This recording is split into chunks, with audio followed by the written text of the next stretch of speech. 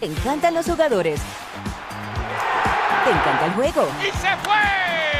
Ahora puedes ser el dueño de grandes momentos del béisbol. MLB Auction te permite participar en la subasta de bates, bolas, jerseys autografiados y más, con artículos de tus equipos de grandes ligas favoritos, leyendas y jugadores agregados toda la temporada. Cada artículo es autenticado por MLB para asegurar que lo que llega directamente a tu hogar es original. ¿Quieres una parte del juego? Visita auctions.mlb.com.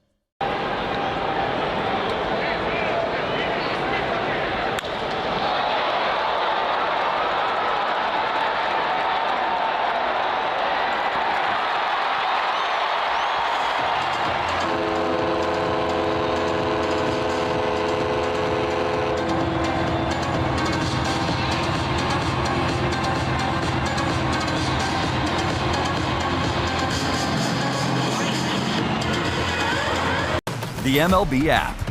Yeah, it's got game. This game. These games. All the games. Pre-game, post-game, and everything in between. This is baseball.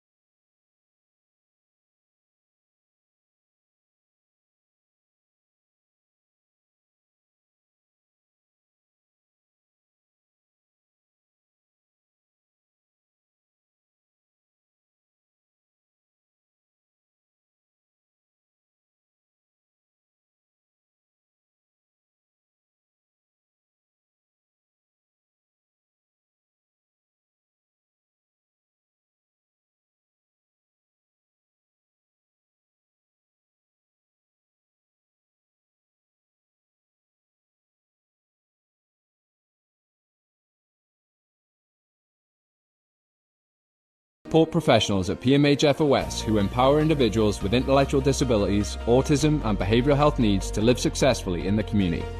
With a starting direct care wage rate up to $22.75 per hour and a sign-on bonus up to $5,000 available for full-time roles. No prior experience or degree is necessary, and we provide comprehensive training. Visit pmhfos.org to find your career and passion today. Pirates have taken the field. Paul Skeens ready to face these Milwaukee Brewers for his 20th start of the season and try and earn a sweep of this three-game series. He's 2-2 with a .289 career ERA against the Brewers. John Waiter, we don't have the dream matchup we've been talking about for the last handful of days because last night Pat Murphy, the manager of the Brewers, told the Milwaukee media that they would scratch Jacob Mizorowski, a little bit of fatigue. They didn't like the way he had had his last bullpen, so he will miss this start and will not participate in the All-Star game. Yeah, that's disappointing news. I heard about that last night, and I thought it would be an exciting day for the fans. It helps the Pirates, without a doubt. It should. I mean, yeah, you would think that, sometimes hitters like the matchup. I'd be interested to hear, with our starting nine, if they were disappointed or not. I mean, when a guy's up there throwing 105, that's hard to hit. It's hard to hit 85, let alone 105. But, you hope that he's all right. A guy that throws that hard and throws that many pitches, you wonder, is it inevitable he's going to get hurt. But yeah, I understand them being cautious. Makes me wonder if they're, if they'll pitch in the All-Star game or if they're going to. Yeah, they say not. They're going to not. Okay, yeah. Well, that makes sense too. So, but yeah, a little disappointing. I think it would have been a great little matchup for the fans here. Well, Paul Skeens will face Christian Yelich, who yesterday was 1 for 3 in Game 2, hit by a pitch, drew a walk. Left-handed batting veteran, the designated hitter. Powder blue tops for the Brew Crew. The Pirates in their black jersey tops, white pants, and Skeens ready, and so are we. First pitch is ball 1, up and away, 97 miles an hour. Game time temperature, 81 degrees. 81 degrees here at game time. Skeens, the wind, and the 1-0 pitch to Yelich. Over for a strike. Christian Yelich hitting .243 with 6 home runs on the season, 31 driven in. Went 1 for 5 in Game 1 yesterday. Here's the wind and the pitch from Skeens. Missed outside with a fastball. Working, of course, with his battery mate, Henry Davis. Yelich has an OPS of .705. He's 4 for 9 lifetime against Skeens.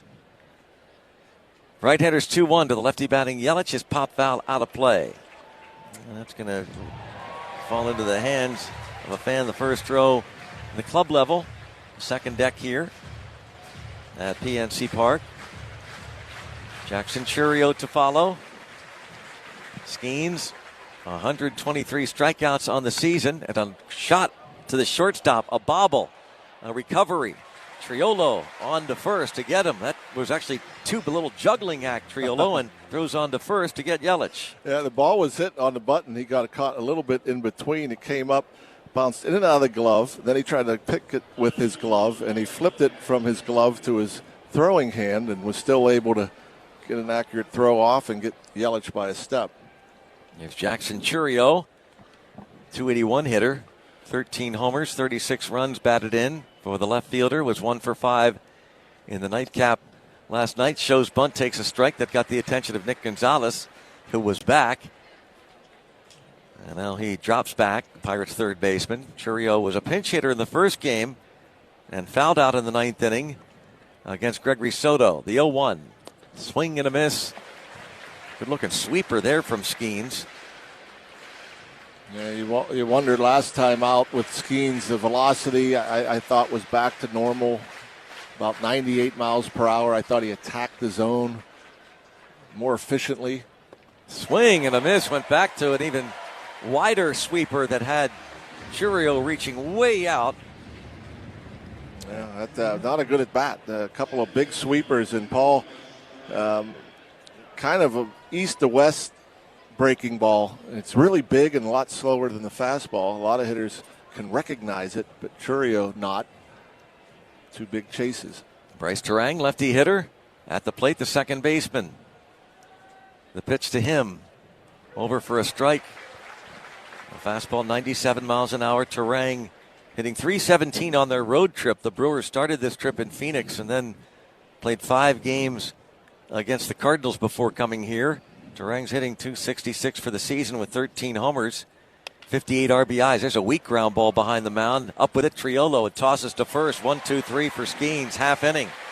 Milwaukee nothing. And now Pittsburgh comes to bat on the Pirates base.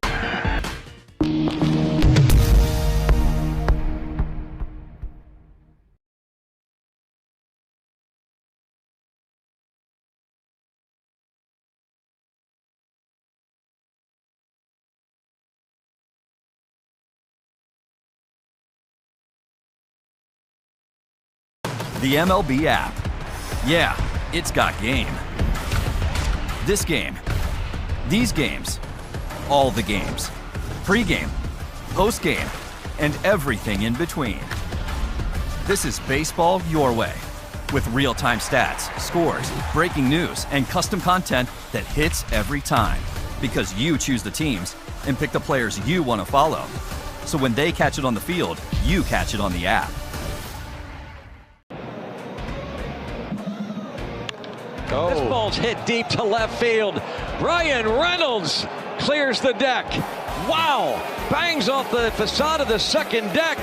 Anchored down with his first home run. Back-to-back Bucks.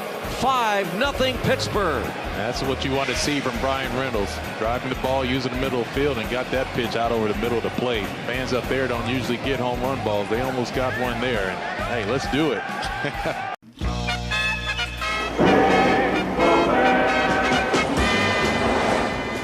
Dude, I'm going to be McDowell. I'm grabbing onto one of Cecil's legs, holding on for dear life. If it gets any tougher, Guarantee you, Cecil's not going anyplace. And Seiko, a towering pop up. This ought to be interesting. It's coming back toward first base. Fielder can't get it. this is actually maybe the first time that I recall they're going to call a game on the wind. Well, they're going to stop it.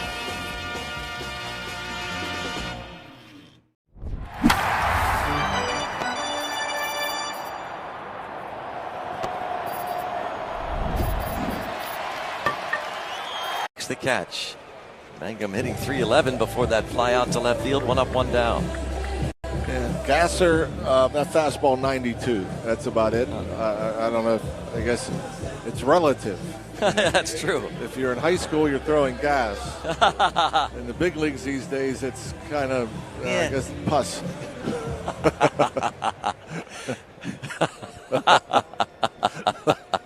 Here's Brandon Lau. Lau, the lefty hitter, 3 for 7, takes a strike, 3 for 7 in the doubleheader yesterday, hitting .246, 21 homers, 64 RBIs. 7th in the league in ribbies, tied for 6th in homers. And the 0-1, line drive right field, the hooking foul. Well, he jumped on it, winds up past the seating section, approaching the Sheets shots sign. Easy to say. Yeah. That's a sweeper he was out in front of. That's his only breaking ball. 4-seam, 2-seam, cutter, sweeper. Rare changeup for the righties.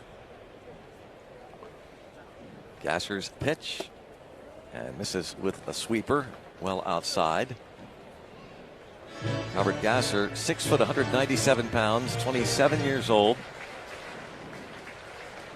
El Dorado Hills, California native. 1 ball, 2 strike pitch. Fouled back. He has struck out 40 in 43 innings with 14 walks. 1 career outing against the Pirates. That was 2 years ago in Milwaukee. He went 5 innings, gave up a run on 6 hits. And a 10-2 win over the Bucks. The pitch. Fly ball to right field. That is toward the pole and a foul ball. Plenty of distance. Look to hit number 22 over the Clemente wall, but hooked foul, and it's still ball and 2 strikes. He's so good at attacking that left-handed breaking ball that starts at him. The 1-2, and he leaves this pitch, does not chase this sweeper down and away. 2-2. Yeah, I mean, more than probably anybody. You know, you got to say Brandon Lau, a pull hitter. If you come in, even in off the plate, he has the ability to clear the hips, get the bat hit out, and keep the ball fair. Just a little out in front of a couple sweepers this at bat. 2-2 pitch. It's this in the air the other way, and it's going to be out of play.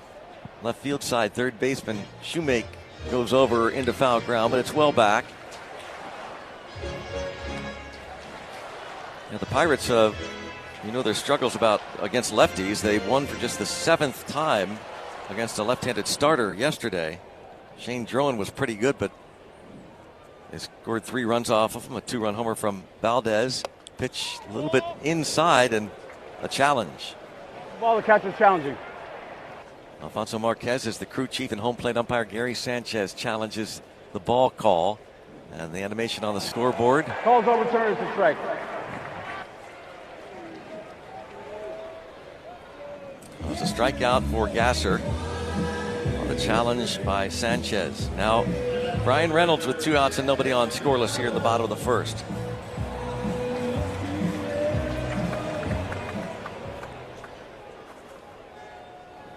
Reynolds 2 for 3 in the nightcap yesterday.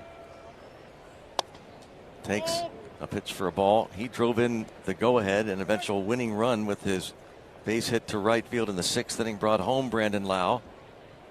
His 58th RBI of the season. He was 0 for 3 with a couple of strikeouts in game 1 and hit by a pitch. 1 ball, no strike offering down in the dirt. 2 balls, no strikes on Brian Reynolds. 282 average for the year with 14 home runs and 58 ribbies. Gasser works from a stretch. And the 2-0. Popped up, right side, first baseman drifting over Bowers toward the seats, and that's 6 rows back, out of play. Yeah, pretty good cutter from Gasser. 2-0 count. You expect Brian Reynolds to get the bat head out, look for something to drive, but that thing with the late movement coming in on the label of the bat. 2-1 count, 2 outs, nobody on. Reynolds for the Pirates at the plate. Gasser's pitch fouled back and out of play. Into the seats it goes, 2-2. Asmerlin Valdez is on deck. And now Reynolds calls his timeout. He is a 3 for 14 this season against Brewers pitching. 318 career versus Milwaukee. And back in there, that right hand batter's box, the switch hitter Reynolds, who collected his 400th career extra base hit yesterday. Lines this toward right field and foul by about 2 feet. Would have been extra bases. Yeah, 3 straight pitches in on the hands. Reynolds in the game yesterday, the double. Don't see it very often from this right side from the Brewers starter Drohan. Down the first base line twice. A double and a run scoring single. Another 2-2 pitch. Swing and a miss. Struck him out with a sweeper. Down goes Reynolds, and the Pirates are retired in order through 1.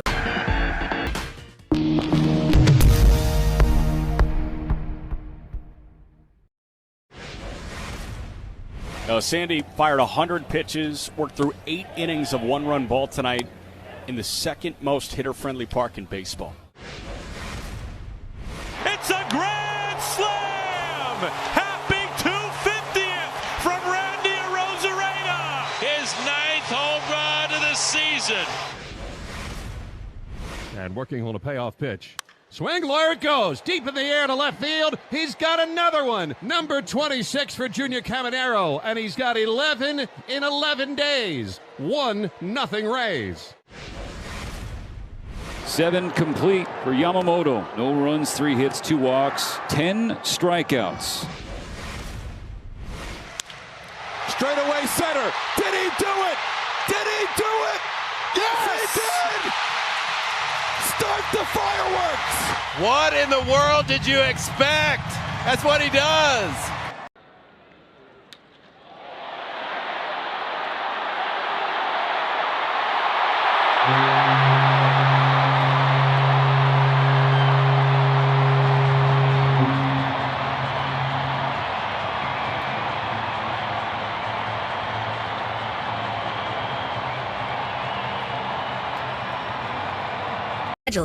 Because at AHN, we see you.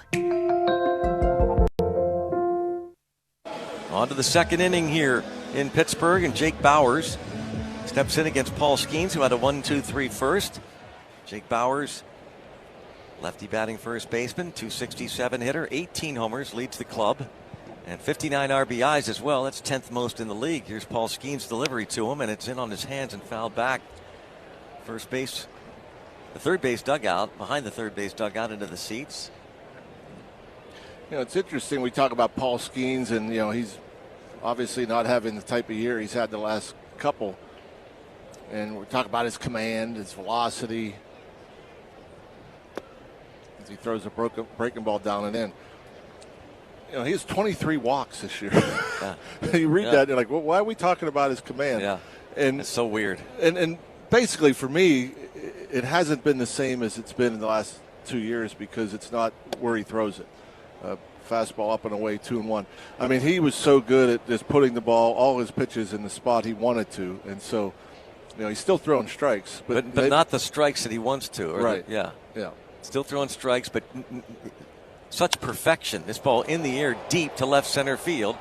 But a play on it for Reynolds as he approaches the track, and he's 2 steps shy of the warning track in left. One down in the second. Let's step aside. Station identification time on the Pirates Baseball Network.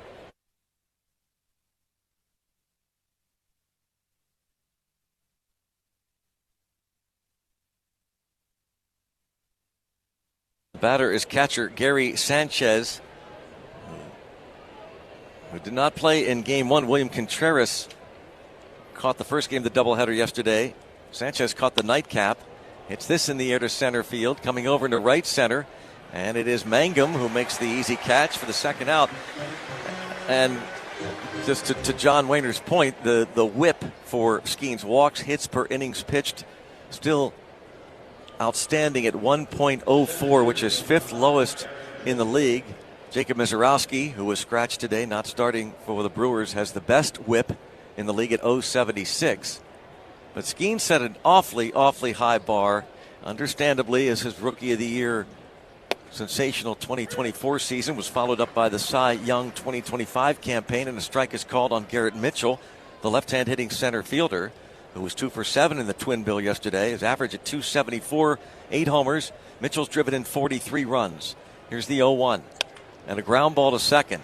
And this is going to be a 4-3 putout. And this is the other thing we've not seen from Skeens hardly at all this year, and that is the easy outs, not the strike.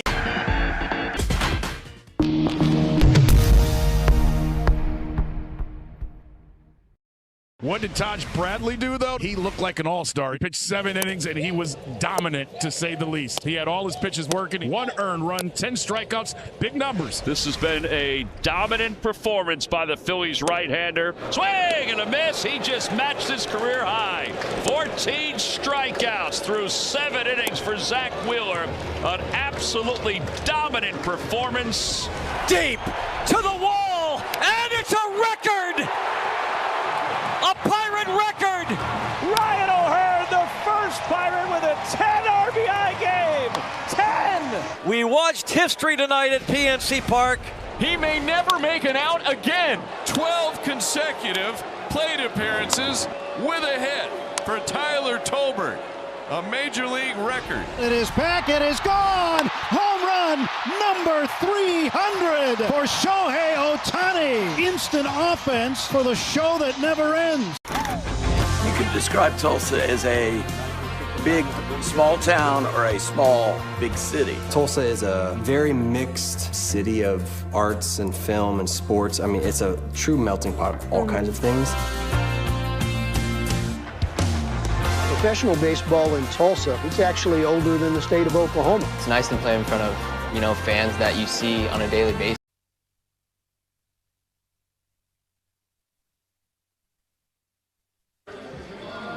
Here is the magician. Esmerlin Valdez leading off the bottom of the second inning. A 3-homer day yesterday and 8 runs batted in, facing the lefty Robert Gasser. 311 average, 10 homers so far, 26 ribbies, checks and foul tips. A pitch that was outside. And he's put up these gaudy numbers, just 90 at-bats in the major leagues, playing in his 28th game. That's crazy. 0-1 count. Incredible. The pitch to him. And he hits this hard off the glove of the third baseman, Shoemake, into shallow left field. He's headed to second base with a double. What's he got up his sleeve today? Well, a double to start the second. Yeah, wanted to improve his average on batted balls in play. Yeah. Figured we'll keep it in the ballpark. Just a bullet. Shoemake went down. Didn't have to. It was a one hopper to his backhand, but he decides to slide, and as he goes down, the ball comes up, hits off the glove, gets by him, and he just continues to hit it hard. Incredible. Now O'Hearn. He takes the sweeper for a strike. Ryan O'Hearn, hitless in 6 at-bats, hit twice yesterday in the doubleheader. Still a solid .283 average for the season for the lefty hitting first baseman / DH / outfielder. The 0-1. Chops his foul at the plate. 16 homers and the 9th most RBIs in the National League with 61 for Ryan O'Hearn. For the first time, I just saw the Valdez reaction going to first. after his grand slam yesterday? Yeah. Wow, was that fun? Oh, my gosh. The sheer elation. Drive to right field toward the wall, and it's off the Clemente wall. Headed to second, O'Hearn. Valdez scores. 1-0 Pirates over the Brewers in the second. O'Hearn's 62nd ribby. Just the strength of this man is so impressive. It looked like a sweeper down and away from him, and he just goes out and smothers it. I mean, this is on the outside corner at the knees, and the way he gets his bat through the zone so short and quick, just a couple of feet from ending up in the seats. But to be able to go down and get that pitch, not many lefties can do it. Just a couple of feet, hit off the part just above the chain link fence. There's so many different surfaces of the Clemente wall. There's a line drive to third by Nick Gonzalez. Quickly back to first goes O'Hearn. Ball handled by the third baseman Shoemake, 1 out. And it came back hard to the right fielder Freeling, who maybe if he fields it real cleanly, holds O'Hearn, but a slight drop in O'Hearn into second base with an easy RBI double. 62 RBIs, his first hit of the series. And now here is Marcell Ozuna with a runner at second base and 1 out. Ozuna played in game 2 yesterday, was 0 for 3. Batting average barely over the Mendoza line, takes ball 1, a sweeper. 201 hitter with 7 dingers and 26 runs driven in for Marcell Ozuna. Just 1 for 12 this season against Brewers pitching. The lefty Robert Gasser with a 1-0. Hit the other way into right center field, that'll do. Into the plate comes O'Hearn, he'll score without a play, and Marcell Ozuna makes it 2-0. And that's big. That's big just to see the intent there from Ozuna. You could tell he was trying to go the other way. A little disappointed that Gonzalez at bat, not trying to go the other way with the runner at second, nobody out. But Ozuna picks his teammate up, gets a pitch. It looked like it might have been middle in, pulls those hands in. Hard hit line drive, easily allowing O'Hearn to come home. It's Jared Triolo now against the lefty. And he pops this ball back foul out of play. Triolo was 0 for 7 in the doubleheader yesterday, hitless in his last 15 at-bats, dropping his average for the season down to .223. That 1 home run and 14 driven in for the right-handed batting shortstop, Jared Triolo. Like Robert Gasser, a University of Houston alum, but Triolo was gone by the time Gasser got to Houston. There's a drive toward center, and in the air, Mitchell, the center fielder, makes the catch a couple of steps into right center field for the second out. And now Henry Davis. 2-0 Pirates, bottom of the second.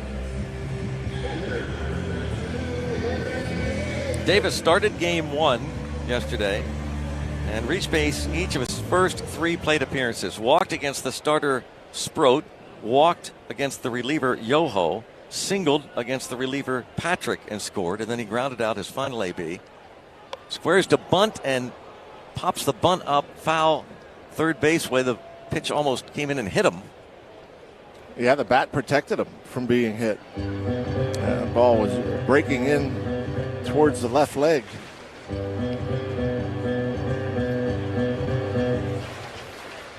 To bunt for a hit with 2 outs, 0-1 count. Ozuna at first.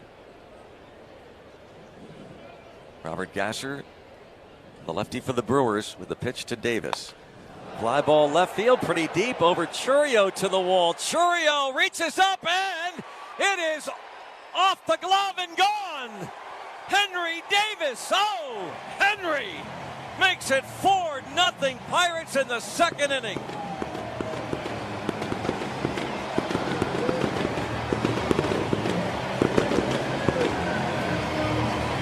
Is that why you questioned the bunt with 2 outs and a runner on first?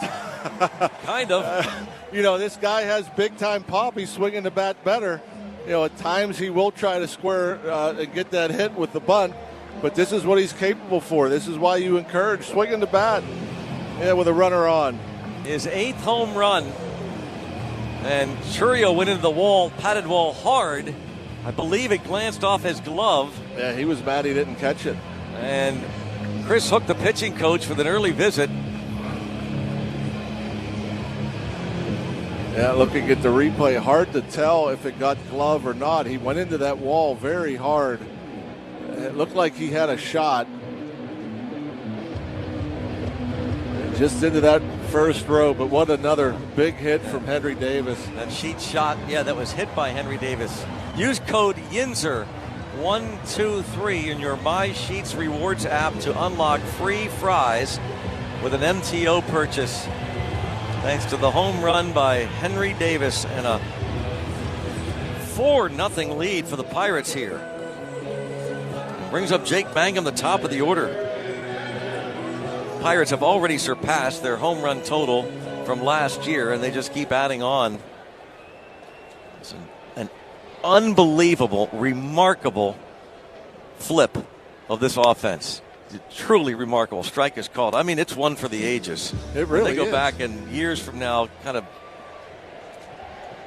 the Saber group studying baseball stats and looking at baseball history and seasons past.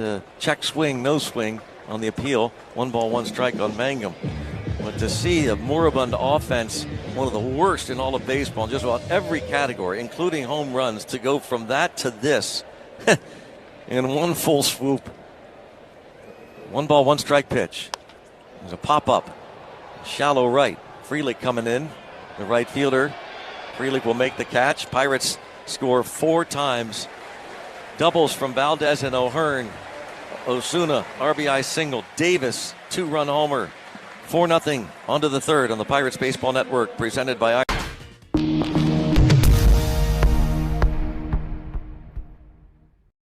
How does one of baseball's most celebrated plays connect to one of baseball's most notorious curses? Through a cross-country move, an earthquake, and the Men of Steel? Find out on Hall of Fame Connections.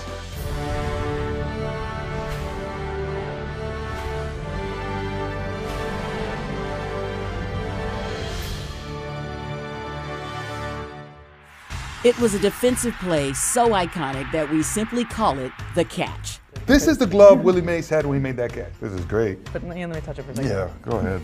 Oakland pitcher Dave Stewart was named the World Series MVP. It really comes from like the kings of Siam would give their courtiers white elephants, which were sacred animals, and they'd be too expensive again to maintain, would put them into financial ruin. They need to know this story. That's amazing. Nobody could steal a base like Ricky.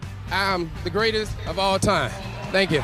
So imagine making steals in these, though. So these are Ty Cobb's And these cleats. are Ty Cobb's. So what I want to know is, were they ever swabbed for the DNA of opposing pitchers? Roberts is no stranger to stolen bases himself. That's what makes it special, is that everybody knew he was going to steal. Roberts is going. Safe. You know what they say? One great play deserves another. Catch every episode of Hall of Fame Connections on MLB.tv and discover your own connections to the game at baseballhall.org. Well, we certainly served it up over the plate. This is a burger fit for a home. the third inning for the Milwaukee Brewers. Pirates leading at 4-0. Paul Skeens 6 up, 6 down. Frelick was 1 for 4 in game one. Did not play in the nightcap yesterday. 240 average, 4 homers. Takes a strike outside corner. He's not so sure. Thought about maybe challenging. Doesn't. 34 runs driven in for Frelick. Having a tough road trip. He's anxious for the break. 4 for 27 on this road trip for the Brewers. It's a 148 average. Hits this in the air the other way, out of play. Third inning brought to you by the Iron Workers Local Union number 3. We don't go to the office, we build it. 7 men to the plate for the Pirates in the bottom of the second inning and lead 4-0 for Paul Skeens. This will be just his 20th pitch, and that's going to be out of play, a foul ball. Left fielder Reynolds took about 5 steps toward the line and realized it would be back. Yeah, I mean, talking about this offense, it's remarkable because you think of the injuries and who's not in the lineup. Yeah. It's crazy. It is. 0-2 to Frelick. A little bit up. Yeah, it really is a Crazy to think they've been for a month without a couple of big boppers. And it doesn't even like come into your mind, oh, I can't wait to get Cruz back and Horowitz back and Griffin back, because it just continues to go. 1-2 slap foul off to the left. Stays 1-2. The changeup. Of course, we want these guys back, but my goodness, everybody contributing, every position. And one of these guys talk about how much fun they're having playing on this Pirates team. The 1-2 pitch, and that's fouled off to the right. Pirates trying to sweep these Brewers and finish the first half of the season with 50 victories. 1 ball, 2 strikes the count. That's a fly ball to right. That's Merlin Valdez, back pedals, right fielder for the Pirates. Squeezes it. Really like a relatively lengthy at bat considering what the first 6 batters have done against Skeens. Now it's Joey Ortiz. He's having a fine road trip. Ortiz batting .355, 2 for 7 in the doubleheader yesterday. Batting average for the year of .225, 3 homers, 22 runs driven in for Joey Ortiz. The pitch from Skeens. That's popped up. That will reach the seats first base way. He missed his 4th home run by an inch. Yeah. Yesterday. Yeah. Well, that could have been certainly the difference in the ball game. Yep. 2 out. Turned out to be a double against Johan Ramirez in the 6th. Hit off the bullpen fence and came back in to the field of play. Strike is called. But why they pinch hit for him in the 8th inning, don't know. Yeah. With Isaac Mattson on the mound and Ortiz having already had 2 hits, including that double, it was nearly a homer. There's a pop-up, and third baseman Nick Gonzalez over toward the dugout. It's going to be out of play, 1 row back behind the Pirates' third base dugout.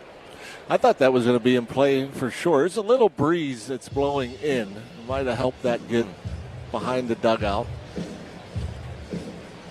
Off the bat, thought it was going to be an easy out. 0-2.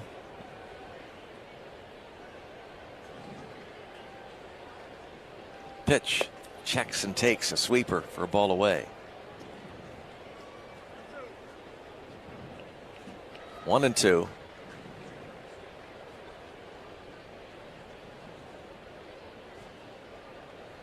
Here's Skeens' 1-2 pitch.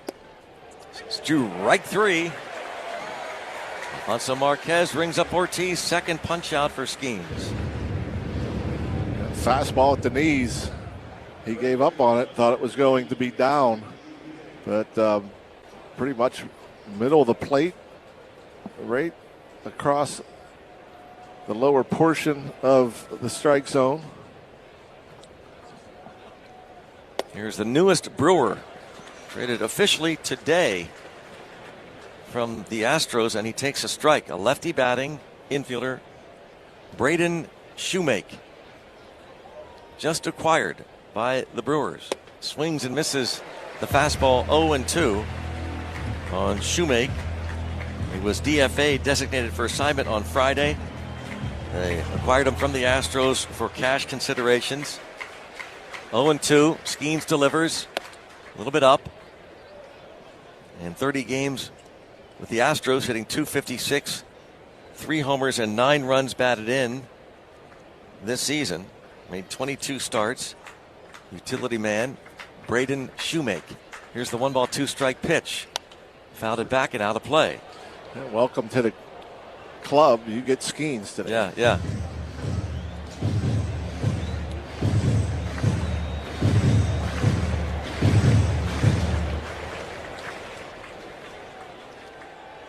Former first-round pick of the Braves back in 2019. Swing and a miss. Struck him out with a slider.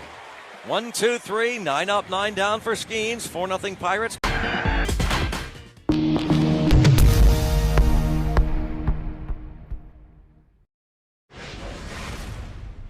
Sandy fired 100 pitches, worked through 8 innings of 1-run ball tonight in the second most hitter-friendly park in baseball. Happy 250th from Randy Arozarena. His 9th home run of the season. And working on a payoff pitch. Swing, there it goes. Deep in the air to left field. He's got another one. Number 26 for Junior Caminero. And he's got 11 in 11 days. 1-0 Rays. 7 complete for Yamamoto. No runs, 3 hits, 2 walks, 10 strikeouts. Straightaway center. Did he do it? Did he do it? Yes, he did! Start the fireworks! What in the world did you expect? That's what he does. Puedes ser el dueño de grandes momentos del béisbol. MLB Auction te permite participar en la subasta de bates, bolas y jerseys autografiados con artículos de tus equipos.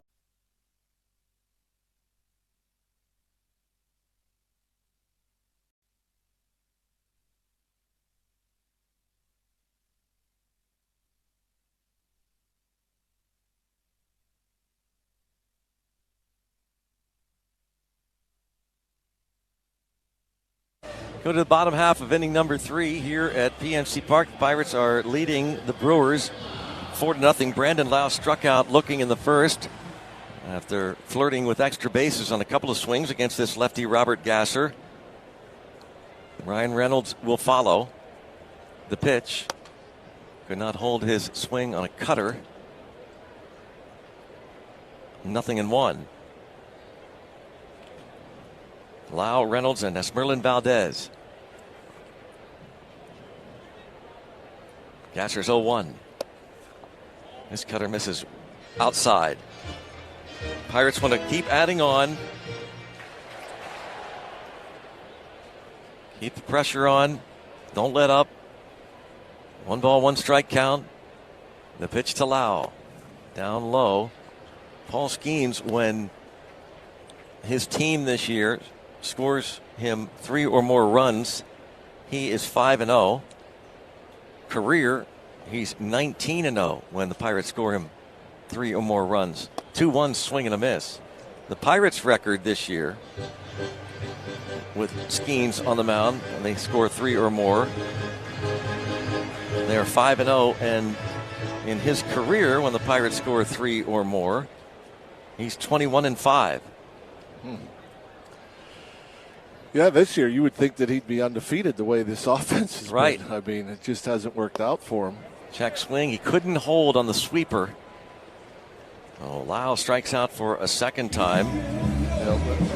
It's so bizarre, some of his starts, Yep. Got him some offense, and maybe the defense failed him or the bullpen failed him, but yeah, it was crazy. Yeah. You'd never think we'd have such a long streak without winning in Paul Skeens starts. Now Reynolds, he struck out swinging in the first, swings and comes up empty here. Lefty Robert Gasser, start number 9 for the year. Underwent Tommy John surgery a couple years ago. The 0-1 pitch. Ball outside.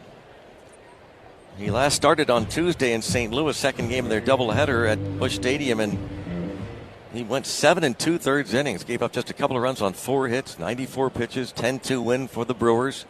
The 1-1 hit the other way, and Reynolds lines it into right for a base hit.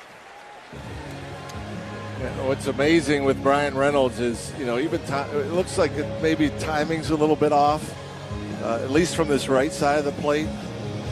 But he keeps collecting hits the other way, just catching the ball a little bit deeper.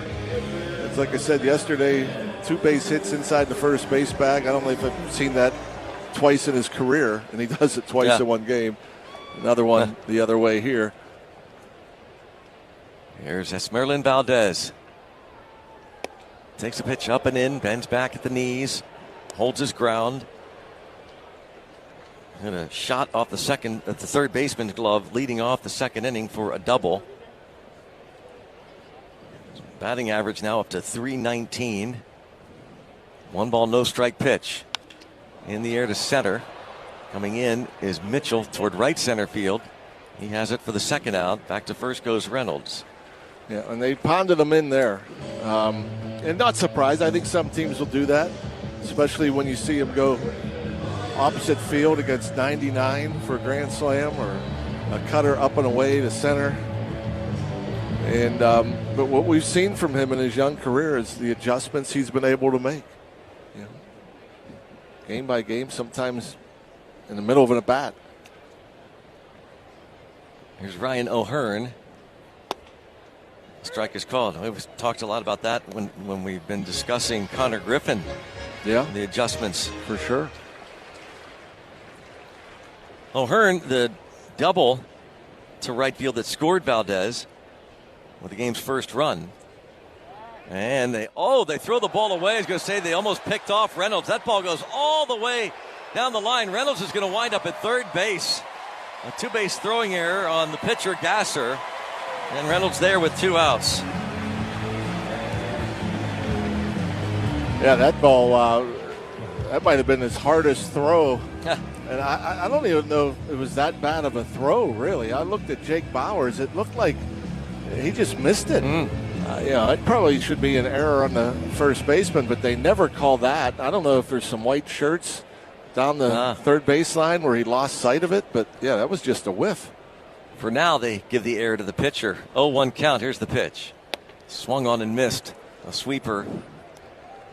But that ball got down there. How often do you see the ball girl getting out of the way? As if it's a line drive base hit. And she did a heck of a job. She did.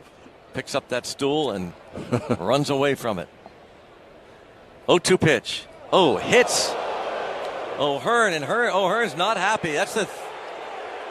He flips his bat toward the dugout while staring at Gasser, and the home plate umpire kind of escorts him down the first baseline, and now O'Hearn looks toward the Brewers dugout and says, "That's 3." And the Brewers dugout is barking back at O'Hearn while Tarek Brock tries to play peacemaker, the Pirates' first base coach. O'Hearn just now reaches first. Reynolds has left the third base bag and was making his way toward the pitcher's mound. After about 3 steps, he reverses his field. O'Hearn was hit once in the second game and once in the first game. And that's way up and in. I mean, that's hitting him in the upper shoulder. He had no chance of getting out of the way of that.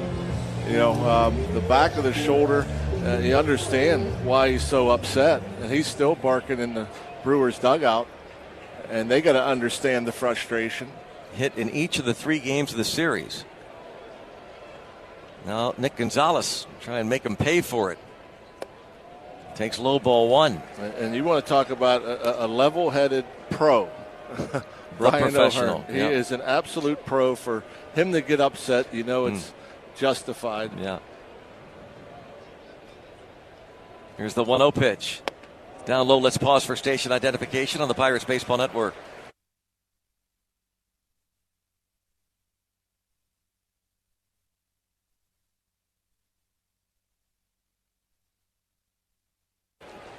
First and third, 2 outs, 4-0 Pirates.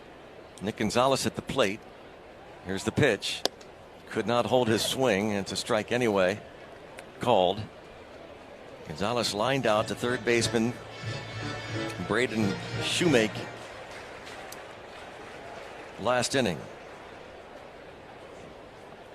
2-1. The pitch. Line drive toward left, but foul. Boy, he got the bat head out there. I think that pitch looked to be 5 or 6 inches off the plate in.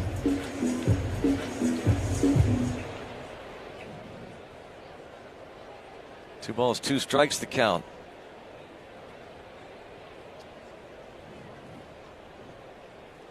O'Hearn at first, Reynolds at third. Pirates lead 4-0. The pitch. Pop up on the infield. Shortstop will come in. Ortiz loves it for the out. And the Pirates strand a couple, but they lead by 4 heading to the 4th. On the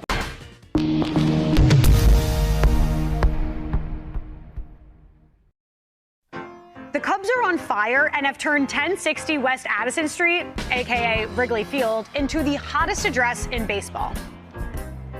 This week, the Cubbies flew the W for the 15th straight time, their longest home winning streak since 08. And they're winning in dramatic fashion. Dansby's going to score. The Cubs are going to walk off the red. 4 ball game. 3 straight walk-off wins in the series against Cincinnati. At the center of it all is Nico Horner, flat out playing like the best second baseman in baseball. Shota Imanaga has been one of the game's best on the hill with a sub-2.5 ERA. With PCA doing PCA things in the field and a solid bullpen, this Cubs team looks built for the long haul. The NL Central has been baseball's toughest division. Will the Cubbies' home field advantage be the difference in the chase for the division crown?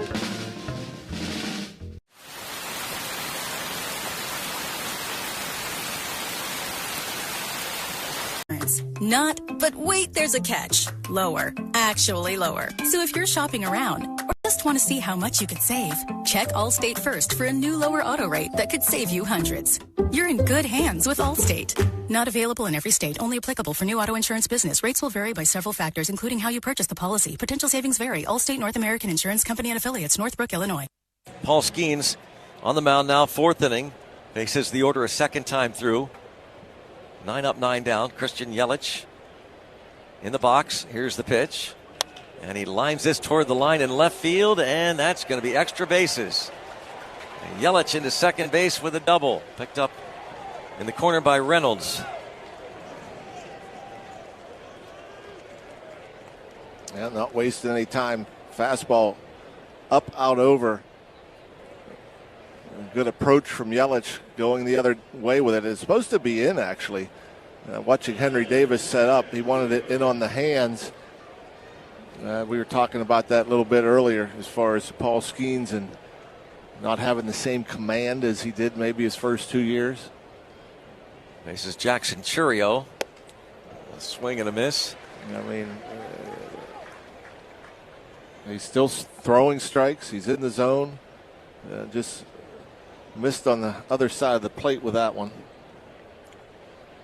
Struck out Chourio in the first. The 0-1. Fouled back, out of play. And can't ignore, I guess, some old school fans out there wondering, hey, now O'Hearn 3 times, you're going to protect him? Are you going to do anything about it? And you know, and these days, old days, you go hit the next guy, it's over with. Yeah. Unless somebody gets too upset about it. 0-2 popped up out of play off to the right. These days, he hits Yelich, he's thrown out of the game immediately with a perfect game going. 9 up, 9 down. Doesn't mean it won't happen. It'll be interesting to see because a guy like Ryan O'Hearn getting that upset, getting hit that many times, I think you have to. Yeah. Pitch is up. 1 ball, 2 strikes. I will never forget, John, the deflating moment when Zach Duke did not retaliate in Los Angeles. Yep. It was as if they screamed it over the PA system. You have to hit one of the Dodgers. After McCutchen was hit again, pitches taken outside 2-2. You could just feel the whole air deflate out of the Pirates dugout. Yep, and it felt like it happened more than once. Yeah, I think that was the final blow. Yep. They finally did come back and do something, I think, with Cincinnati. 2-2 pitch down low. I don't know who did it. 3-2 on Chourio. I mean, they let him wear it in Arizona after the Goldschmidt hit by pitch. That used to infuriate me. 3 balls, 2 strikes on Chourio. The pitch hit hard into right center field. This is going to bring home a run. Chourio's going to wind up at second base, conceding a double. And it is 4-1. Yep. One thing about this Brewers team, they can hit. They usually do a pretty good job of putting the ball in play. That was another elevated fastball out over the plate. Another good approach going to the opposite gap.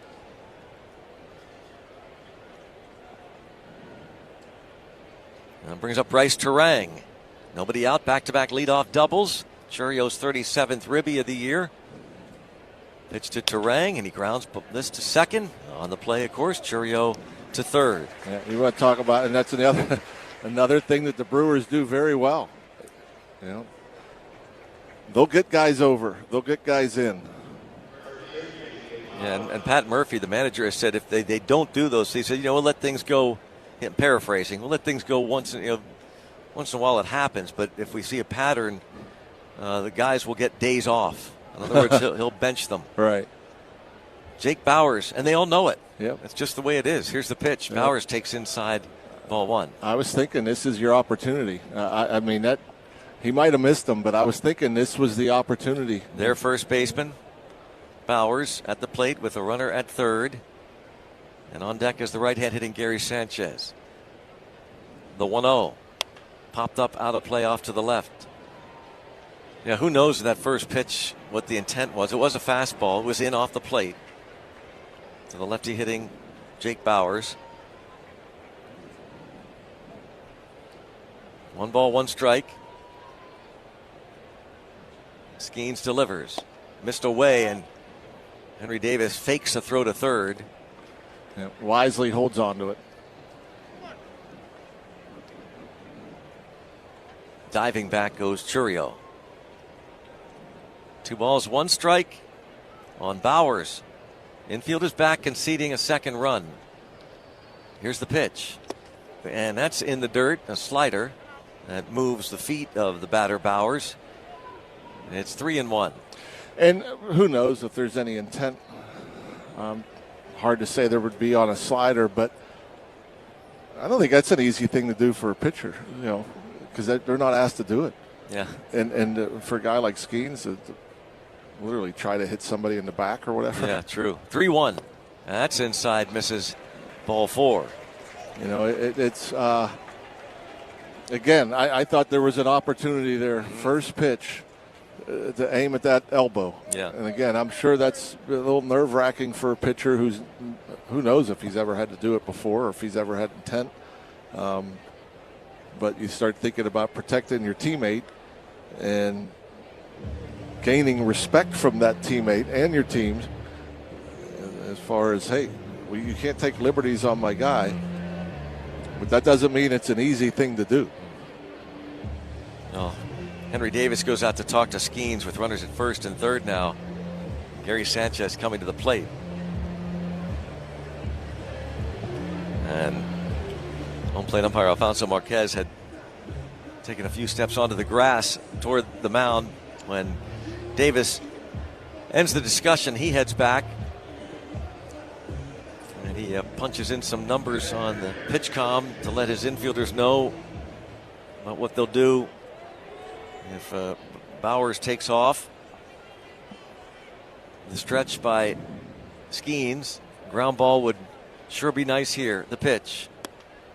And a strike called, and Sanchez will challenge. Calls a strike from batter's challenge. Gary Sanchez, the veteran catcher, challenges the strike call. Call confirmed. Milwaukee has no challenge remaining. And it does catch the very edge. Outside corner. The bottom of the zone. So it's 0-1 on Gary Sanchez. Skeens for the Pirates, the pitch. In the dirt. Time called. Bucks will hit the road after the All-Star break. Be in Cleveland and New York Yankee Stadium. Then the Cubs come in July 24th, 25th, 26th. Second half homestand begins Yinzer Palooza weekend. Presented by Mrs. T's Pierogies. This pitch to Sanchez skips up there. It's 2-1. Celebrating all things we love about Pittsburgh. Go to Pirates.com/YinzerPalooza. A 3-game weekend series against the Chicago Cubs. July 24th, 25th, and 26th. Then the Diamondbacks in for 3. And those will be 6 critical games when you talk about the standings. Both the Central and Wild Card. 2 balls, 1 strike. The pitch. Chopped toward third. Coming in is Gonzalez. He throws to second and an out there, but the run scores. RBI for Sanchez makes it 4-2, scoring Churio. Bauers is erased at second base. Boy, that was a dangerous play by Nick Gonzalez. maybe an outside chance of coming home, but you got a 3-run lead. You just want to make sure you get it out. So I just assumed he'd go across to first to get Sanchez because that would be an easy out. But, yeah, going to second, throwing across your body. Good accurate throw. Good stretch by Lau. Yeah. There's a line drive caught by Triolo. Stretches out that big limb.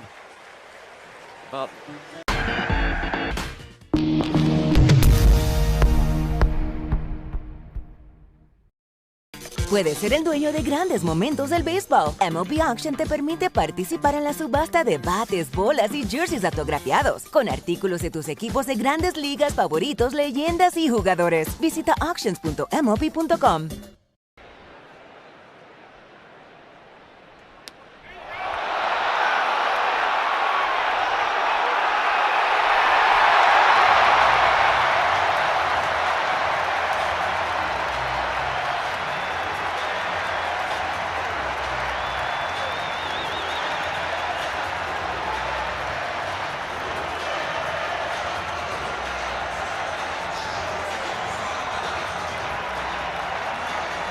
Gorman popped up the first pitch he saw in the 6th inning, so his second trip to the plate.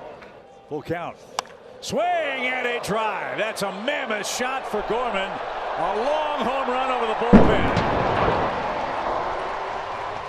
Ted Williams always said, get a good pitch to hit. When you do, don't miss it. Nolan didn't. 94-mile-an-hour fastball by Englert and a deep drive. 443-foot shot by Nolan.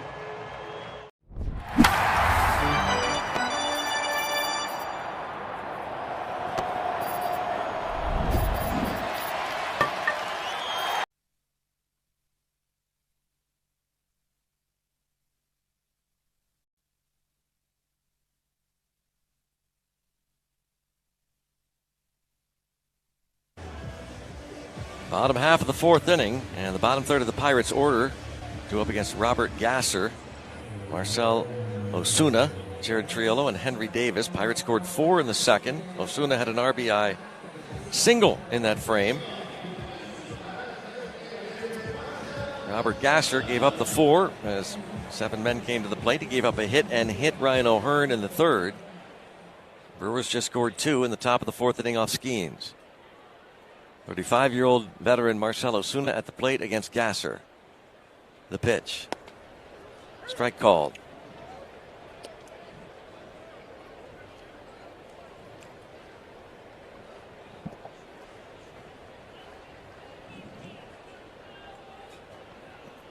There's Gasser's next offering, and a drive down the left field line toward the foul pole, and it is gone! The Big Bear, a line drive home run. Just sneaks it in there. Osuna's 8th. He clears the deck. Pirates lead 5-2. He still has pop. The ball still jumps off his bat. That didn't look like it was going to be high enough. So funny, it's like he knew it. Yeah. when it left the bat, he just like dropped the bat, goes, okay, that's gone.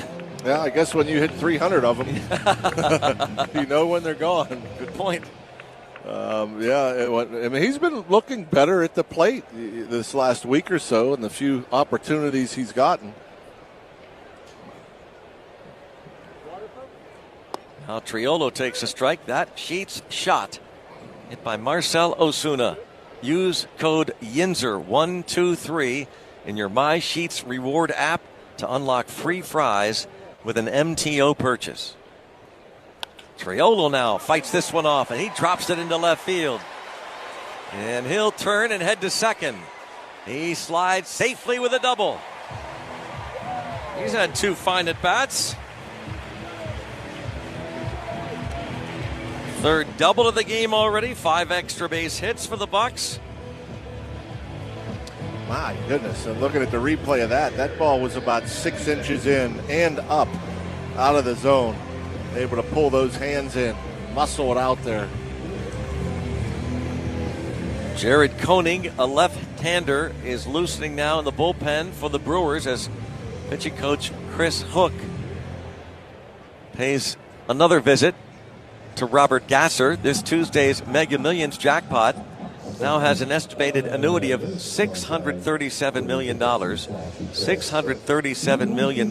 So don't forget to play at your local retailer or online. Pennsylvania Lottery proceeds benefit older Pennsylvanians every day. Players must be 18 or older. Please play responsibly. And it truly is amazing when you talk about this lineup, how you get it from everywhere. You get it from the bottom. You get it from the top. You get it from the middle. You know, if one part of the lineup struggles, it seems like the other part drives in runs. The slug, 5th extra base hit already. Here's Henry Davis, who homered his last time up. Runner at second, no one out. 5-2 Pirates. Squares to bunt and takes the ball. One thing about Davis, he does show bunt almost once a game, and that at least has forced the opponent, in this case the Brewers, to bring their third baseman in almost to the edge of the grass. Whether he ends up bunting or not, and he squares again and bunts it foul off to the right. Yep, I'm going to bunt. Nope, it's a ball. Yep, I'm going to bunt. Yep. That was something else. Not seen that before. Yeah. Squares to bunt, pulls it back, thinks it's going to be a ball, and then, nope, and then jabs at it, fouls it off to the right. 1 ball, 1 strike. The stretch, the pitch, squares again, pushes it, and foul. You know, in all fairness, I doubt that he's even being told to bunt. Really? That's the one thing. Yeah. You think he's doing that on his own? I wouldn't doubt it. I mean, how often have we bunted? Especially with a guy on second, nobody out, in a 3-run lead. Yeah, good point. And I do think that he cares about winning. He will sacrifice himself. Now he lines this ball foul left field way. You know, he's not a guy that hits a ton of balls to the right side. His swing kind of doesn't allow him to hit the ball to the right side. You know, although that's the approach you want to take here. You know, try to see it deeper and hit it that way, but you know, that's not his swing. 1 ball, 2 strikes. The pitch to him. Fouls this one off. Yeah, the more I think about it, I think you're right. I don't think he was told to bunt. I think that is on his own. For all the reasons you discussed. I believe that's just... He knows he can't, well, I mean, I hate to say it, but at least yet, doesn't have it in him yet. I mean, he tried to hit the ball the other way, but the best way to get that man to third is to bunt him. Lines this to over the head of the shortstop Ortiz. You can also line it to left and bring home that run if you're Henry Davis. As Triolo scores from second. 6-2 Pirates. And that was whiffed. That's a double play ball. You know, Ortiz just whiffed on it, and that's going to end the day for Gasser. But, you know, that's a double play. I mean, I think it went off the heel of his glove, maybe. He literally whiffed on that. That's a double play ball.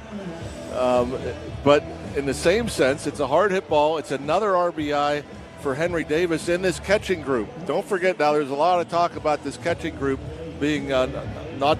We're talking about power. We're talking about bling. This is the stuff that puts people in the seats. Ruth's adoring fans pitched in to gift a crown fit for the home run king. How come the fans didn't, put something together for me? They gave you a nice round of applause. It's a good job, Carlos. That man is 42 years old. I'm only 22. Until that man stay on that mound, nobody gonna take me out of this game. Okay, let me see what I can do about it. Right now, I feel like I can go over there and go placata right now on the field just because I held this bat, Willie Mays. I'm not giving it back to you. You need it back? To get back. Okay, you can continue talking. Right, and you're just going to hold on to it? Yeah. Hammer and Hank became baseball's all-time home run king. Hank Aaron flipped the bat, pointed to the outside, and said, placata. Every single Triple Crown winner has been inducted into the Baseball Hall of Fame. So it looks pretty good for Miggy. Just saying. Go to baseballhall.org to plan your visit to the National Baseball Hall of Fame and Museum in Cooperstown, New York, and catch every episode of Hall of Fame Connections on MLB.tv.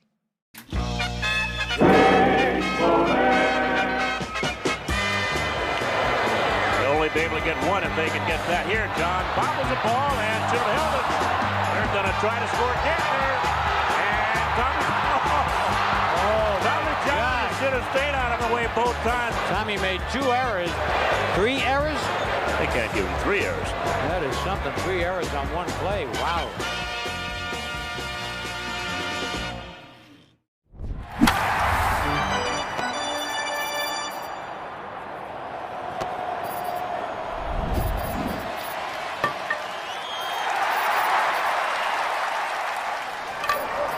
Let's keep adding on as this lefty gets to face this potent offense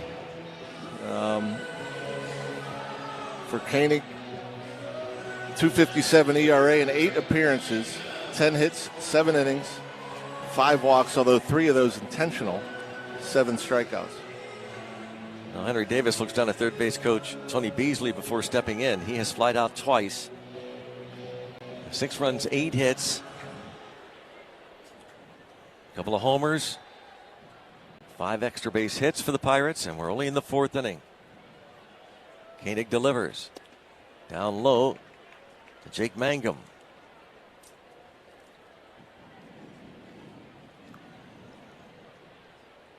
Gasser struck out 3, hit O'Hearn, no walks. The pitch to Mangum fouled off at the plate.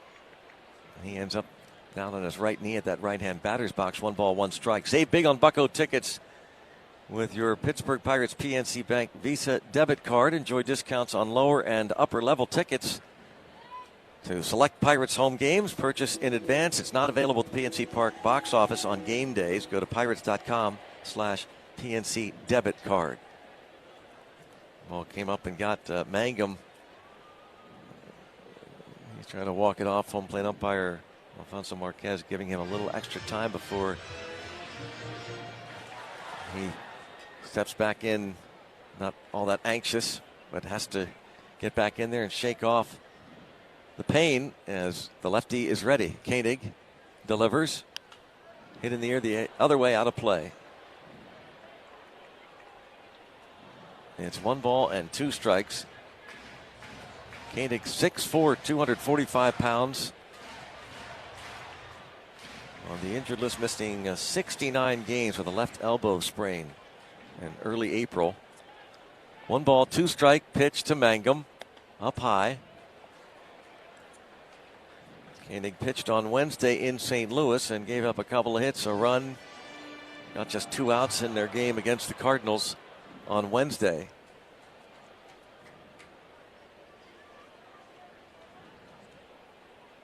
The pitch. Pop up. Looks like it's going to reach the seats. Bauer's giving chase, first baseman, and it is just over the netting. Bowers and Terang went over. 2-2 on Mangum. Brandon Lau on deck. Pirates trying to sweep the Milwaukee Brewers. Bucks have won 3 of the 5 so far in the 6-game homestand. And just keep adding on to their list of hits. They've got the most hits in all of Major League Baseball. Now with 879 hits.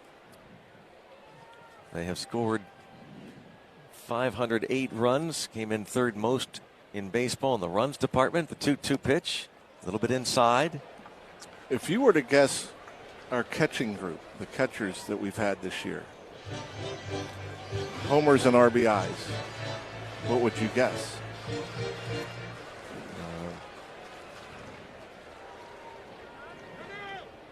Time called. Let's see. Well, we know that Davis just hit his 8th. So let's say that Bart had a couple, maybe 3. Endy's probably got 5. So 16 homers. That's what they have. That is it. 16 homers. How many RBIs would you guess? 3-2 pitch. Outside, ball 4. It's 1st and 2nd. How many RBIs? I'll say 45. 51. Wow. You know, and that's you think about the struggles that these catchers had the first couple of months of the season and how that's turned around. I mean, would you take that into the All-Star break? Would you ever? Well, where does that rank? It's got to be in the top 5. Lau at the plate, 1st and 2nd, no one out. Lau struck out twice against the starter Gasser. There's ball 1, low and away.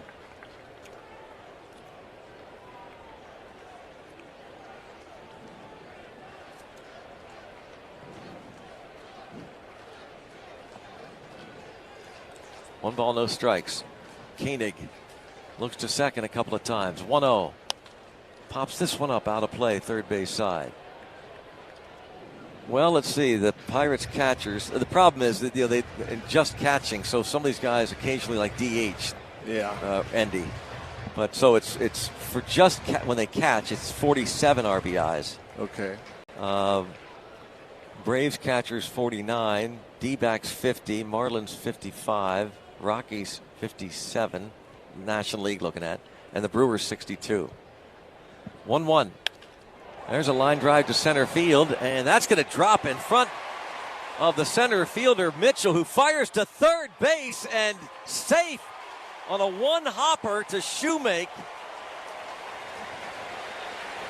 As the runners were kind of frozen in place halfway there, Davis gets into third barely. Yeah, hopefully that holds up, because I think he was forced out, and that would be a shame.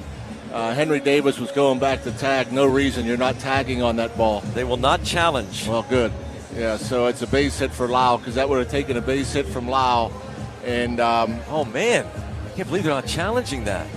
Oh, the ball. The ball popped out of the glove momentarily.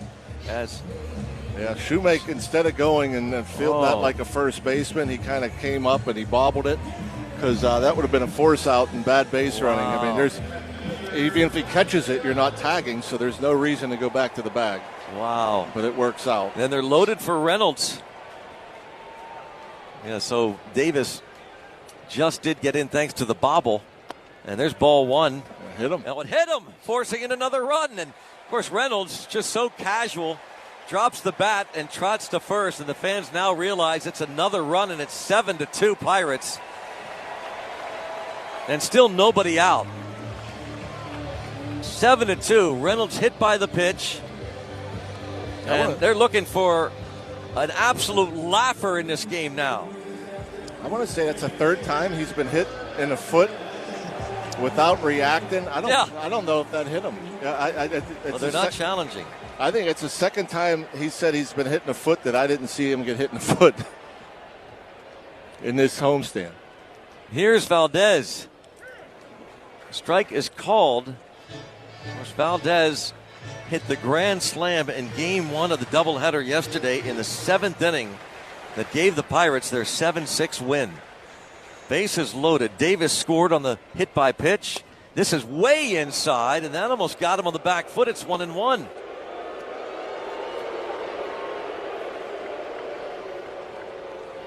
Book closed on the starter, Robert Gasser. He gives up 7 runs. Nobody out. Mangum, Lau, Reynolds, the base runners. 4th inning, 7-2 Pirates. Here's the pitch. In the dirt. Let's pause for station identification on the Pirates Baseball Network.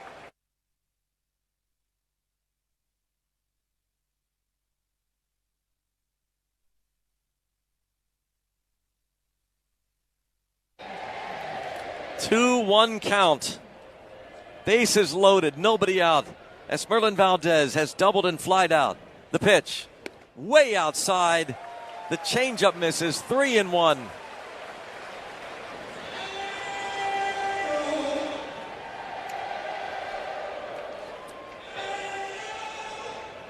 Another pitcher loosening in the bullpen. I think it's Grant Anderson for the Brewers. 3-1 count. Here's the pitch. Swing and a miss. You hear the crowd. Ooh, it's a big cut. He was thinking of hitting another grand slam. And let it fly. Just didn't get to it.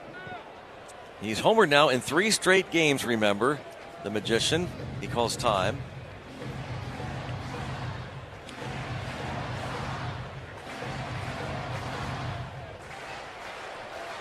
Steps back in there. 3 balls, 2 strikes.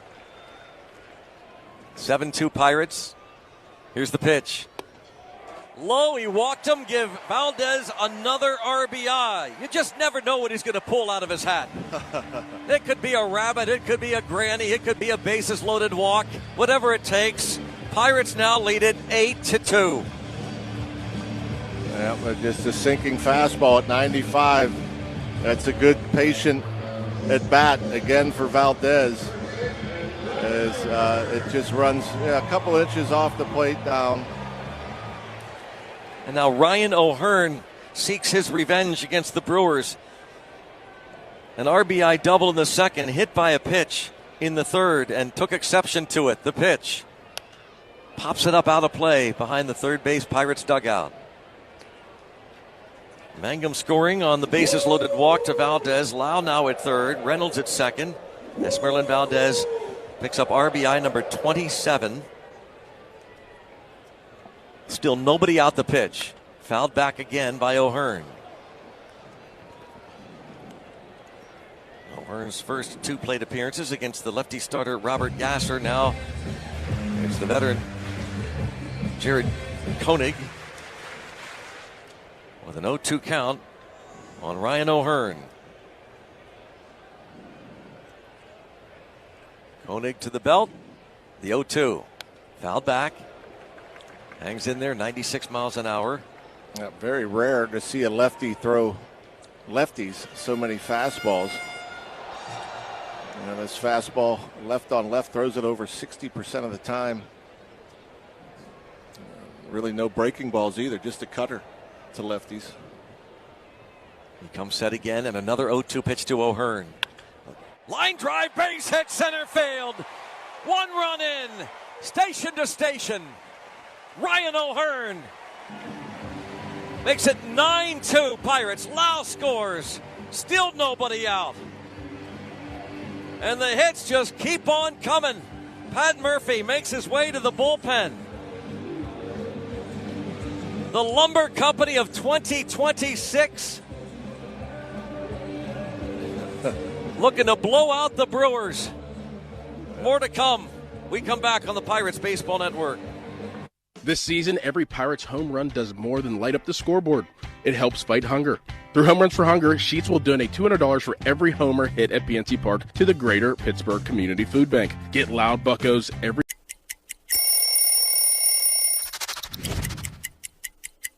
I remember the first series I had, the first home run I hit was a grand slam against Seattle, which was the team that I had played for the year before. As we know, Cleveland can get a little cold, so I would wear the dark blue long sleeves. And for some reason, this jersey, I always liked my jersey a little longer. The reasons for it, for a little padding, so when I would slide, I wouldn't get all patched up and roughed up. The first pinch hit home run of the season from the man in the box, Tyler O'Neill. Tyler O'Neill follows up. One into the bullpen. O'Neill, 433, just wide of the bird bath. Back-to-back blasts, and I mean blasts, as O'Neill has homered twice off the bench. These are not cheapies either, folks. These balls are getting out of here, and I mean out of here, too. The bubblegum blowing contest. It was fun. It was at a time when Topps included bubblegum in their baseball cards, and that was the gum we used. These are all my baseball cards. The Topps one is right there. It's developed into somewhat of a big nostalgic thing. And there are a lot of people that, you know, that's one of their favorite baseball cards. It's kind of crazy.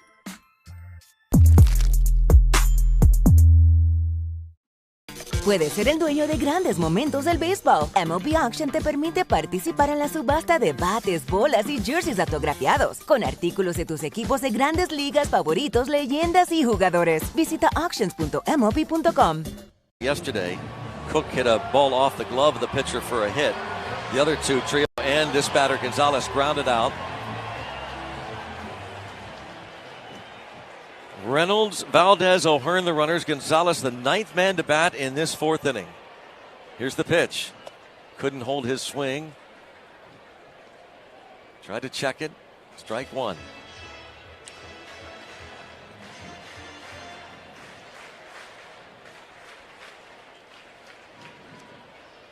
Infield is in. The stretch. 0-1. In the air the other way. Down the line in right field. Drops in for a hit. Skips off the glove of Frelick. Two more in. Gonzalez into second. It's 11-2 Pirates in the fourth inning. Pouring it on the Brew Crew. It's such a good approach. Nick Gonzalez, he wants in on the action. He gets a sinking fastball on the inner half, and as he does so often, just fights it off the other way and collects RBIs. 42 and 43 for Nick Gonzalez. Still nobody out. 11-2, 10 more hits for the Pirates. Here's Marcell Ozuna. Started this inning with a home run. The pitch from Anderson, way outside. And again, the infield is in. My goodness. That felt like innings ago. Yeah. Ozuna's It's incredible. It really is incredible. 11-2. Second and third, nobody out. Anderson's pitch. Down low. Jared Triolo on deck. Scoring on the 2-run double by Nick Gonzalez, Reynolds, and Valdez. O'Hearn, who singled in a run this inning, is at third. 2-0 pitch. Swing and a miss, waves at the sweeper. 2-1 on Marcell Ozuna. Yeah, helped them out a bit there. Yeah, just went to guessing. He's been coming to the plate with a better approach of late, using the whole field. Went to guessing heat. 2-1 pitch. That's up. 3-1.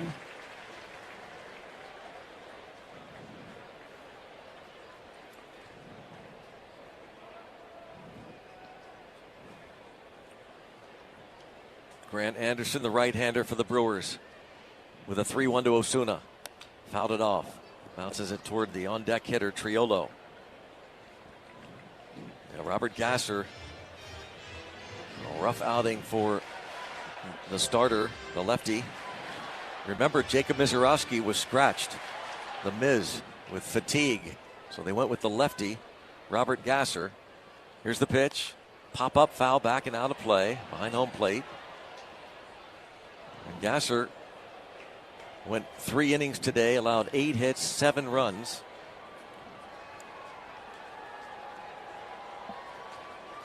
Koenig didn't retire a man. He's still responsible for O'Hearn at third. And another 3-2 pitch from Anderson to Ozuna. Line drive, foul, third base way. Good swing on it. Started that sweeping breaking ball right at Ozuna.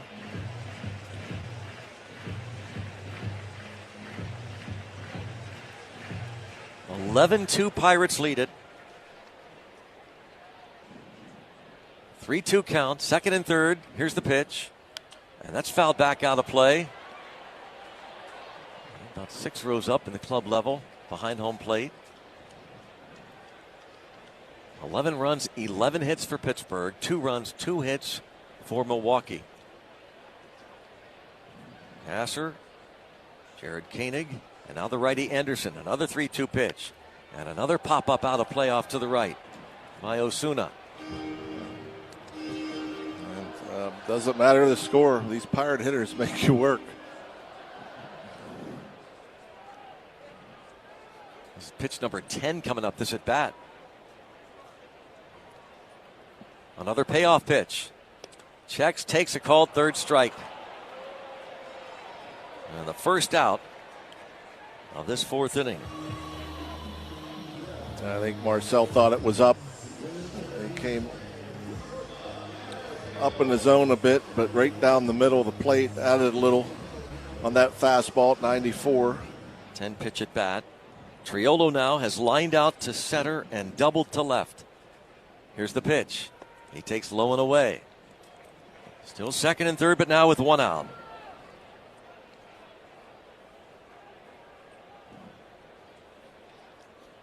Again, Triolo, like Gonzalez, saw Anderson yesterday in the second game of the doubleheader. Triolo grounded out. The pitch. A little bit up, 2-0. Nick Gonzalez had grounded out to second base in the 7th inning at bat yesterday against Anderson.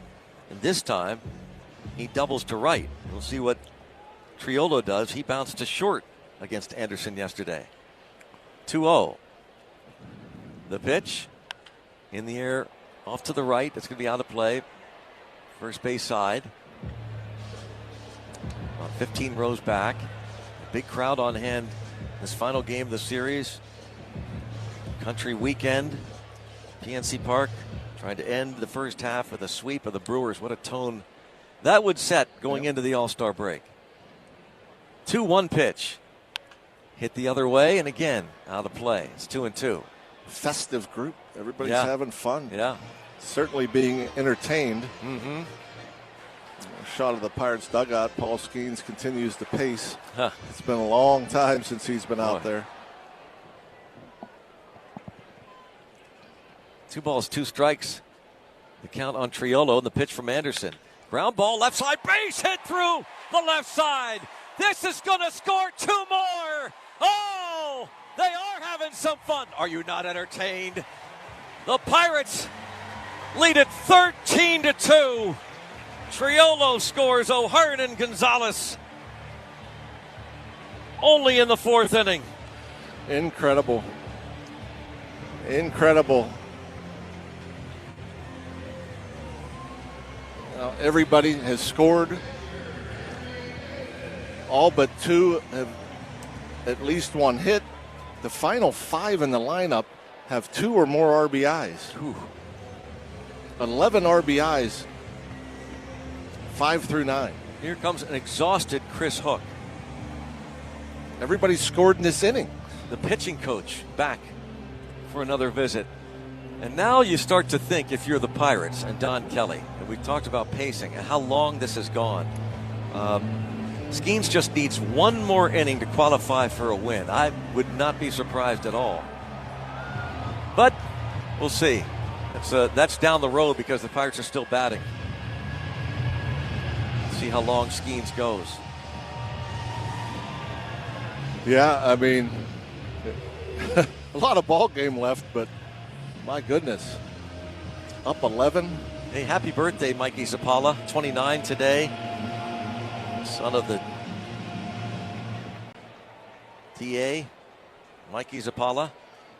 It's a fun birthday present. Indeed. Henry Davis at the plate. The pitch. Inside. Davis has homered and singled in a run. He's driven in 3. 1 ball, no strikes on the Pirates catcher. Grant Anderson with the pitch. Fouled off to the right. Way up there beyond the club level. First base side. And a happy 30-year wedding anniversary to a great Pirate fan, Shannon Gregory. Happy anniversary, Gregory's. 1 ball, 1 strike. Count on Davis. The pitch. Swing and a miss. The sweeper way low and outside. And thanks to our secret Brewers friend from Milwaukee, Melissa, who brought all the treats for us this weekend. She's incredible. 1 ball, 2 strikes. The pitch, low and away. Did you try the broadcast booth blend, the buttery, cheesy snack mix? Outstanding stuff. Made in Wisconsin for long games and great baseball stories. She had the Brownie Points chocolate stout brownie cup cheers for the first game. 2-2. Here's the pitch. Fouled back. Yep. Very good stuff. Very nice of Melissa. Sweet Melissa. Pirates have already seen over 100 pitches. Wow. That was an Allman Brothers reference, by the way. Yes. 2-2 pitch. I got it. Fouled back. Oh. Henry Davis hanging in there. 2-2 the count. Pirates have erupted for 9 runs in this bottom of the 4th inning. The pitch. Ground ball softly hit to third. And the throw to second for 1 on to first. They turn. An inning-ending double play. The fans don't think so, but the out called by Mike Estabrook. Yeah, I think he beat it. The Pirates will challenge. And the fans, when they hear about the challenge and the overturn call, will think they helped. And they should. No. Pittsburgh's challenging the out call at first base. That's the crew chief, Alfonso Marquez. This call under review brought to you by Ring Central, voice of your business. You know that reaction. They're seeing it on the big screen. Yeah, they don't want this to end. They do not want this to end. He beat that easily. After review, the call is overturned. The runner is safe. The Pittsburgh will return their count.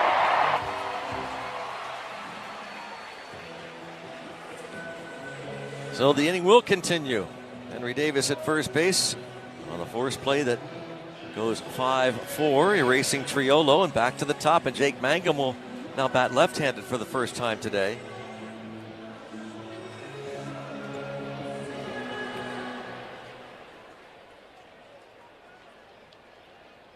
Five runs off Koenig, by the way, doesn't record an out. The pitch to Mangum, swinging a foul tip.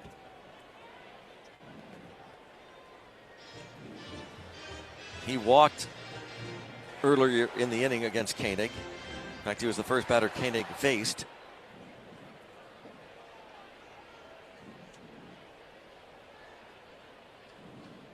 Pirates scored 10 runs against the Nationals back on April the 13th.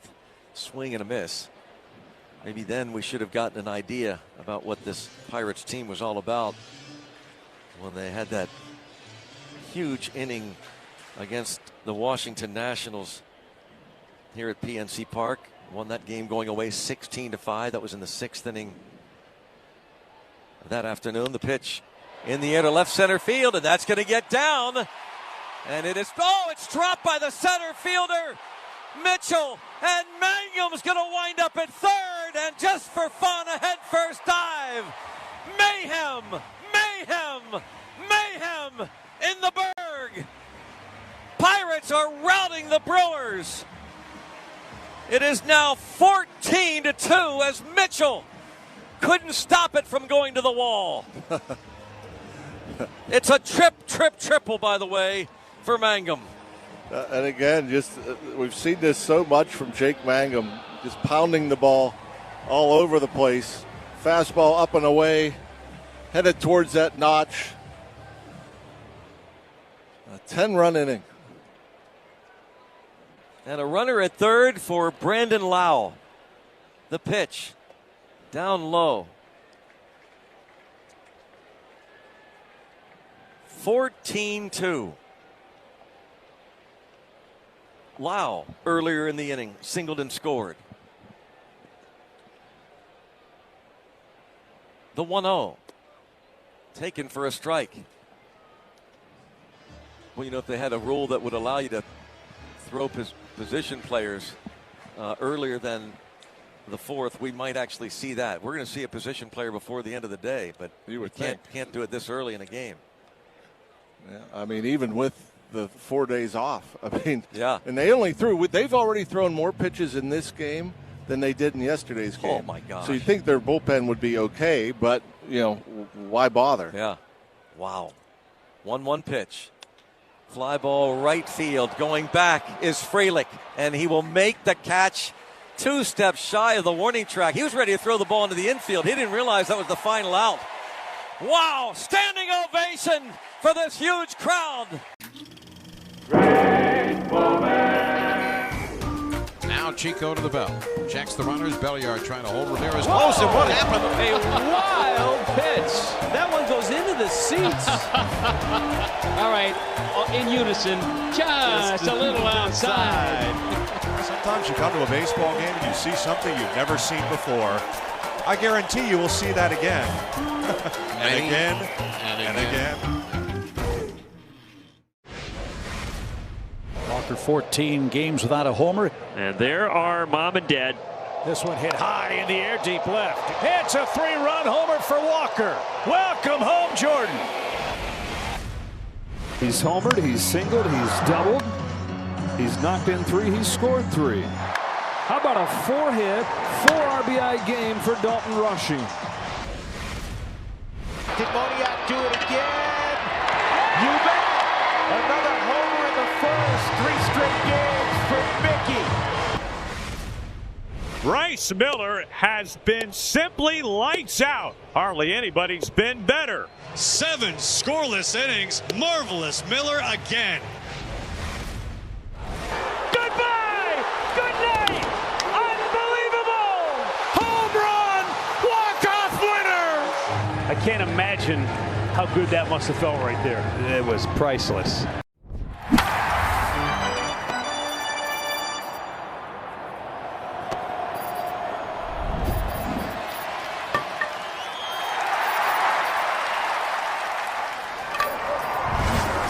Fall. Now's your chance to join the apprenticeship program and learn from the best in the business. Earn while you train, build what matters. Take pride in every beam and bolt. Starting wages over $27 with great benefits. Visit IWLocal3.com. That's IWLocal3.com and apply now before time runs out.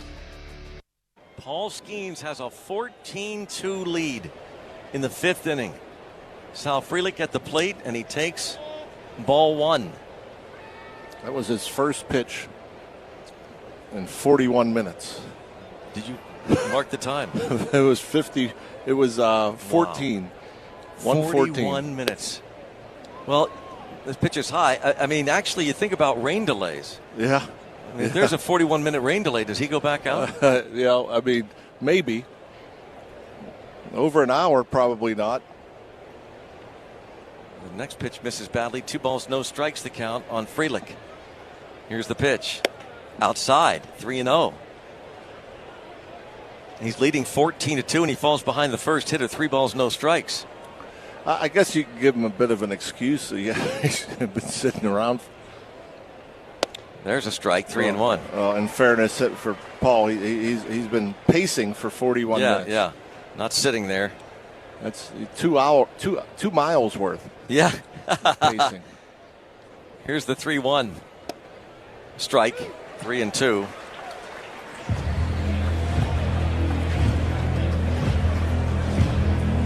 Now, this is going to be pitch number 59 coming up. 3-2 pitch to Frelick. And a foul ball.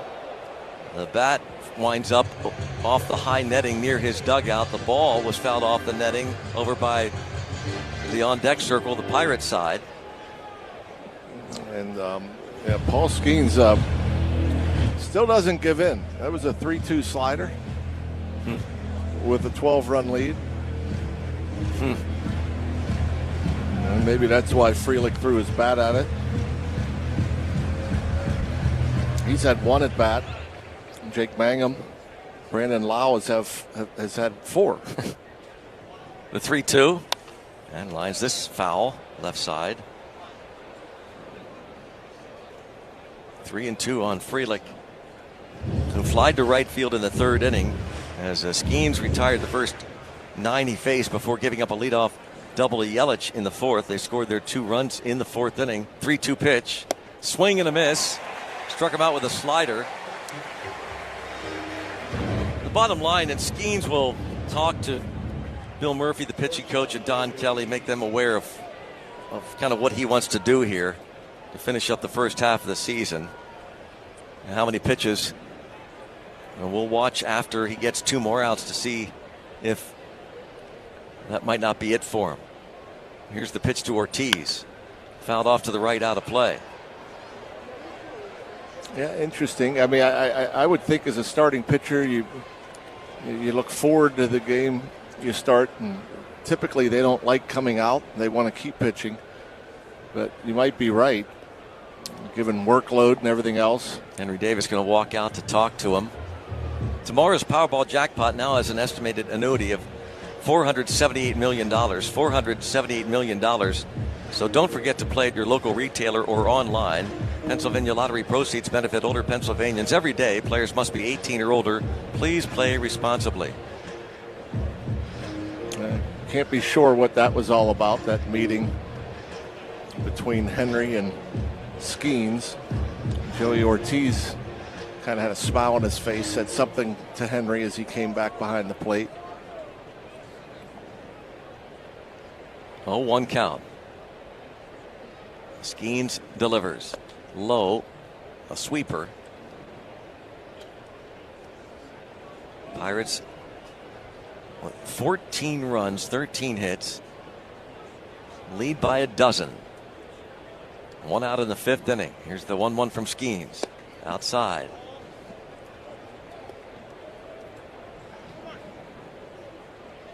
Because we've wondered for years about pitchers that go to the mound with big leads. How is it difficult at all? Can you zone it out? If anybody can, it's Skeens. Here's the 2-1. Swing and a miss. The high fastball.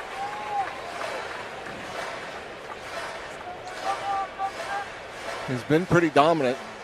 Back-to-back doubles in the 4th led to the 2 runs against him.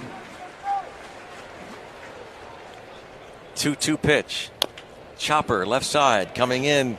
Pirates third baseman Gonzalez going to swipe at it but not get a play off, so Ortiz will get an infield hit. Yeah, I was going to say, as this ball ties him up, it's a fastball at 97. He's been pretty much around 96, 97 today. And against this good Brewers lineup, goes to show you, we talk about velocity and why is it down a little bit from the last 2 years. Fastball's still plenty effective. They still don't hit it. Now in the dirt to Braden Shoemake, a changeup. Shoemake making his Brewers debut, just traded today from Houston. Struck out in the 3rd. Skeens with 3 strikeouts today, 126 punch-outs for the season. Came in 6th in the league in strikeouts.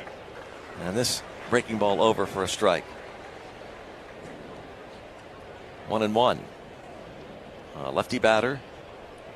First round pick of the Braves out of Texas A&M back in 2019. 1-1 pitch. In the air the other way. That's going to reach the seats. Let's pause. Station identification time on the Pirates Baseball Network.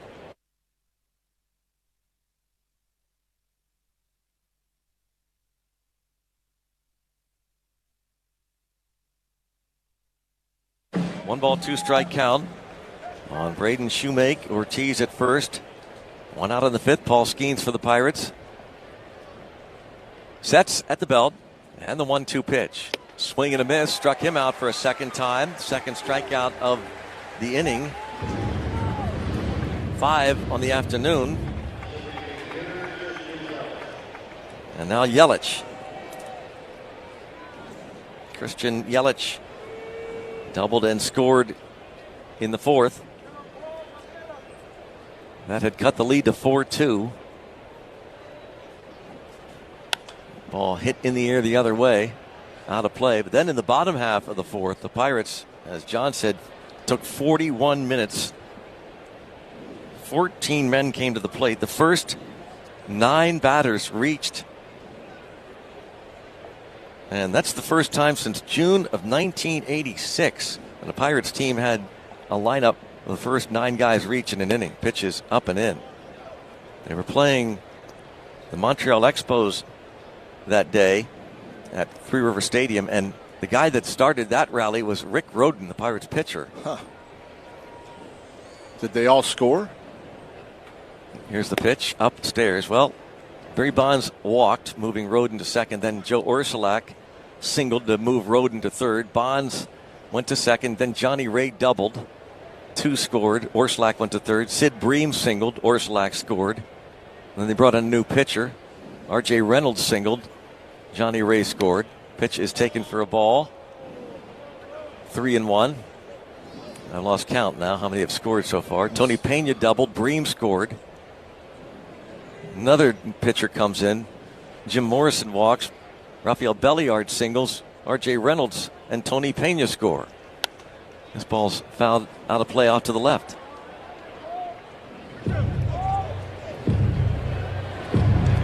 So it's just a 7-run inning.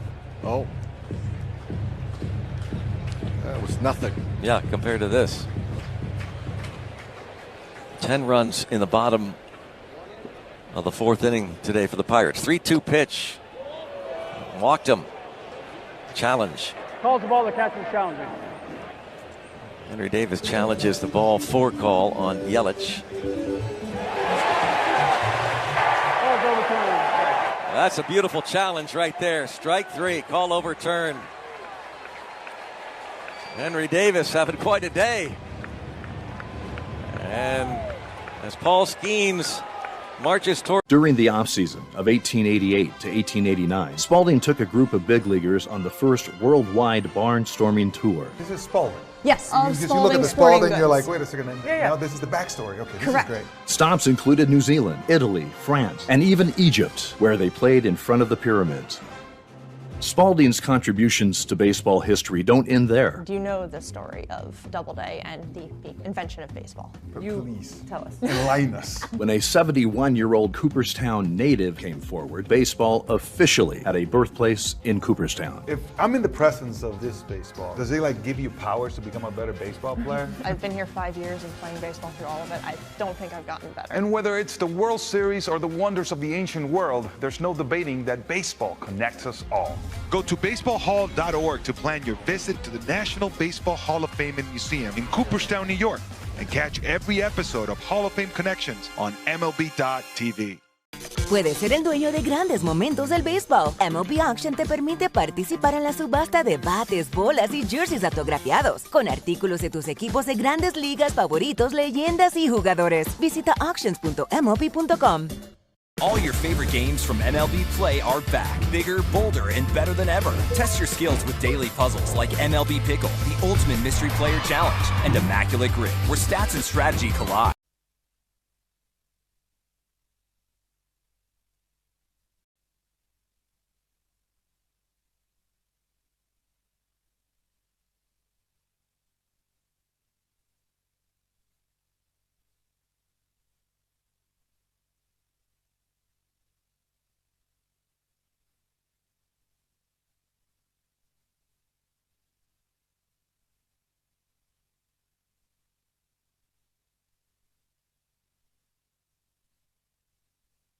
Brian Reynolds leads off for the Pirates here in the bottom of the fifth inning, leading 14-2. Craig Yoho, who pitched game one of the doubleheader yesterday, becomes the fourth pitcher this afternoon for the Brewers, and a strike is called to Reynolds, who was hit by a pitch in that 10-run fourth and singled his second time up against the starter, Robert Gasser. The pitch, way outside. Yoho with the crazy changeup. Has only worked 12 innings. He's only allowed 5 hits, though 2 of those were homers. Opponent's hitting just 122 against him. Andrew Vaughn takes over at third base for the Brewers. Check swing. Ball away, 2-1.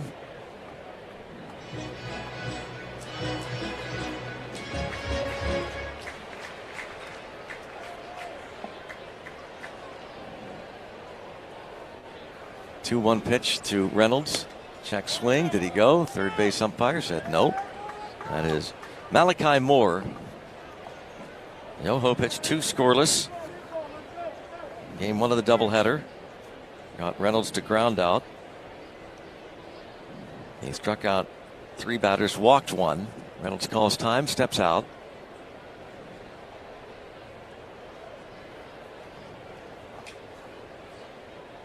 Craig Yoho, the 26-year-old from Indianapolis. And a pitch swung on and fouled back by Reynolds.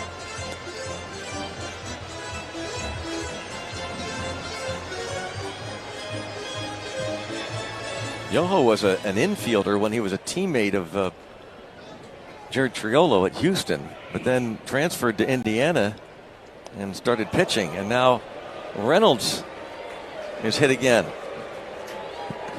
And just drops the bat and casually trots to first. That's a fastball that hit him right in the knee. Like he leaned into it to get hit in the knee and doesn't even flinch. Like zero reaction. That's amazing. That is amazing. Here is Esmerlin Valdez up and in. Valdez has doubled, flied out, and walked. A bases loaded walk in the fourth for his 27th run batted in. The pitch. In the air, right side, going to drift out of play. The first baseman Bowers over, but I mean, Reynolds doesn't like wear any armor or anything either. It just wears it And still like he's not leaning down to rub it or anything, just acting like didn't feel it. Yeah. It was a fastball at 93. 1 ball, 1 strike count. This 5th inning brought to you by the IBEW Local Union number 5. Inside corner. Strike called, 1-2 on Esmeralyn Valdez.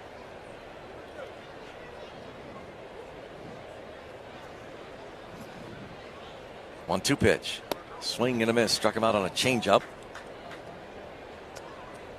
And it brings up O'Hearn. Ryan O'Hearn on base 3 times. RBI double. Hit by pitch. RBI single. 2 runs scored. Can't help but think of just all the things that have gone on this homestand. The history. It started with O'Hearn. And up and in, and the ball off the mitt of the catcher Sanchez. That's a 95-mile-an-hour fastball, and the ball goes back to the backstop. Reynolds moves up to second, and O'Hearn is looking at the home plate umpire with his hand out like, what is going on here? Like, this is crazy. And again, I mean, you couldn't find a bigger pro, just friendly guy, just goes about his business the right way. Here's the 1-0. He's taking all the way low, 2 balls, no strikes. He had his bat on his left shoulder. Again, looking for revenge on a personal level. O'Hearn, he delivered the RBI single last time up. And that pitch a little bit in, 3-0. But he would love to hand Yoho a couple of Ernies. I definitely don't. I wouldn't be surprised to see something happen next inning. Yeah. Here's the 3-0. Again, taking all the way, and he drops his bat, ball 4, and he knew that they weren't going to throw him a strike. So after the pitch went to the backstop, that was way in. It went as a pass ball. That since first base was open, they weren't going to throw to him. Now Nick Gonzalez, his 2-run double in the 4th inning, greeted Grant Anderson. Pirates are leading 14-2. The pitch. It's a called strike, and our thanks to Adam Rubin, the Pirates, to let us know that officially that bottom of the 4th lasted 36 minutes. Pretty wild. Pitch in the dirt. 1 ball, 1 strike. I think it was 41 pitches between Skeen's pitches was what I was referring to. No, you're not being corrected. No, I kind of am. No, you're not. In fact, I just wanted to be clear with what I said. This pitch is taken for a ball not close. We weren't even going to bring up that you had suggested it might not be 36 minutes. I mean, I did the math, and I saw where Skeen's last pitch was at 114. And so I did the simple math. 2-1. And there's no better math man or mathematician. And it was 41 minutes between pitches. I didn't say how long the inning lasted. Okay, I gotcha. You misunderstood, and you threw out the misinformation. Then it's my fault. I'm correcting myself now. Kind of odd that it's a 5-minute. Oh, well, maybe because of national TV. That's probably what it was. Yeah. And plus, Henry Davis was on base. It took him a while to come out. There was an extra 30 seconds there. Yep. Add it all up. Yep. 2-2. and 5 is 41. Ball's fouled off to the left. Ooh, got a Nick Gonzalez a little bit fouled off his foot.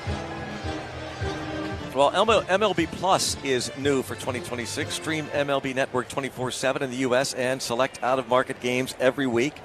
Plus live radio broadcasts of every game, game day 3D, big inning, and minor league action. Visit MLB.com/MLB Plus to subscribe today. By the way, just now we are seeing Isaac Mattson starting to loosen in the Pirates bullpen. It doesn't mean that he's going to start the 6th inning, but he's loosening. Here's the pitch. Swing and a miss. Oh, Yoho strikes out Gonzalez for the 2nd out. He hasn't started throwing off the mound yet. So with 2 outs, I'd be surprised. I'm going to guess Skeens will come out. Maybe give, Give him a chance to throw to a couple of hitters. Here's the pitch.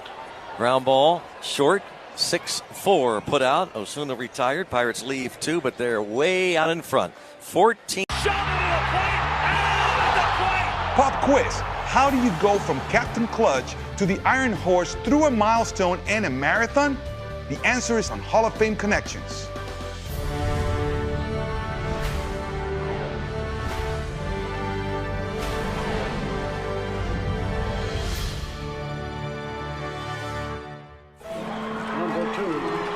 The captain, Derek Sanderson Jeter, is one of the winningest players in Major League history. He was wearing these very batting gloves when he notched one of those most memorable hits, the 3,000th of his career. Are we supposed to spit in them like they do the batting gloves? No spitting. This is a non-spitting museum. 3,000! History with an exclamation point! He's just the second player in history whose 3,000th hit was a home run. The first was a former teammate from the Yankees' 1996 World Series championship team. But before he began his Cooperstown-bound career, Boggs would cross paths with another future Hall of Famer.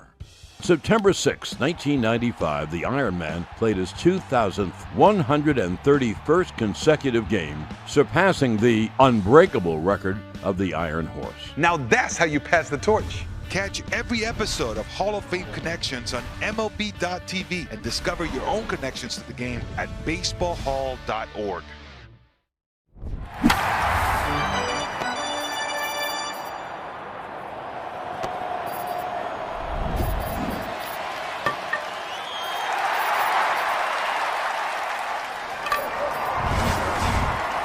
Find your future with us at IUOE66.org. Jackson Churio will lead off the 6th inning. Pirates are up 14-2. Paul Skeens does go back at least to start this 6th inning. At 76 pitches, Isaac Mattson is getting ready. Churio doubled in the 4th. The pitch. A little bit inside with a sweeper. Ball 1. Backs Churio a bit. Right-hand hitter. 1 ball, no strikes. Skeens the pitch. Outside. Fastball missing 2-0. Churio has struck out and doubled in a run.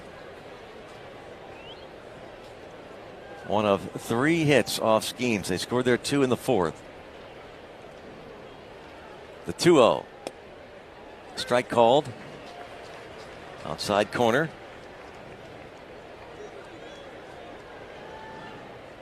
Sixth inning of today's game brought to you by the operating engineers of Local 66. 2 balls, 1 strike. Skeens the wind and the pitch. Misses low, 3-1.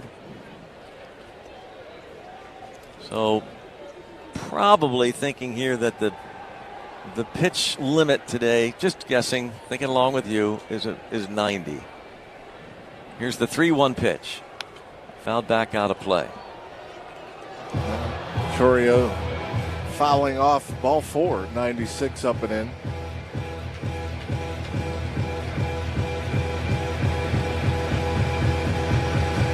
He's at 81 pitches now. 3-2. The payoff. Swing and a miss, struck him out. Don Kelly might be going to get him now, and you know, understanding the fans will give him a chance to give him a huge ovation. Here comes Don Kelly. Maybe ask him if he wants to continue part of the drama of the day. Kelly walks across the foul line.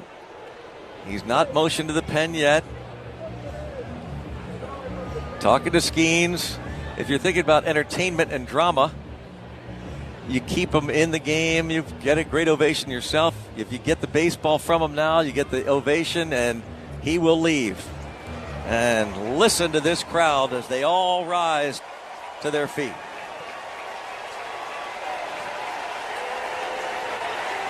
He's going to the All-Star game for the 3rd straight time. In his first 3 seasons in the big leagues, he just now has reached the dugout steps. And Isaac Mattson will be coming on. We'll be coming back. It's 14-2 Pirates on the Pirates Baseball Network, presented by Iron City and IC Light. PNC Bank believes a consistent routine over time can take your money from average to elite. Just like in baseball, success comes from repetition. Pitch after pitch after pitch, swing after swing after swing, day after day after day. It might sound boring at first, but add that up over time, and the results will be brilliant. PNC Bank, National Association member. The MLB app. Yeah, it's got game. This game. These games. All the games. Pre-game. Post-game. And everything in between. This is baseball your way. With real-time stats, scores, breaking news, and custom content that hits every time. Because you choose the teams and pick the players you want to follow. So when they catch it on the field, you catch it on the app. He's aboard ahead of Corbin Carroll. Corbin last year, the first 30-30 season in D-backs history. Corbin Carroll lines it to right. And it's off the wall. Marte coming around. Corbin Carroll, he's going the distance. He's going for speed. 94 down and in, right in his wheelhouse. Thought that ball had a chance to get out of here off the bat. He's walked 13. He has struck out 25.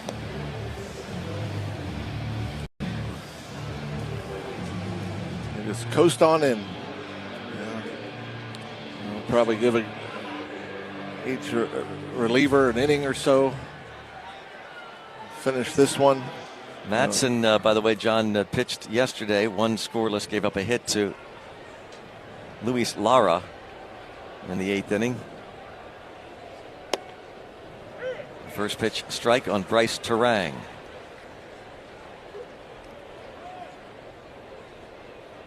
They changed that pass ball during the O'Hearn at bat to a wild pitch. 0-1 count. In the dirt.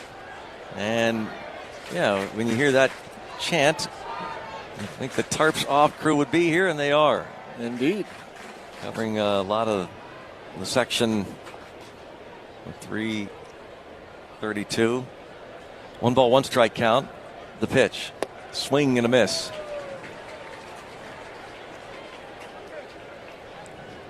One out in the 6th.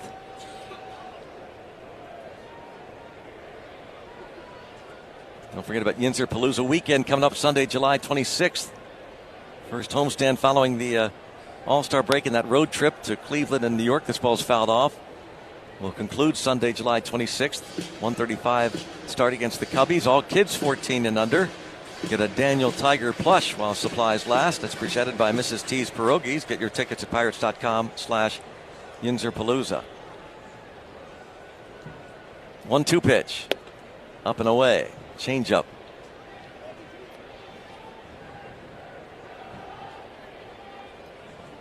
Two balls, 2 strikes.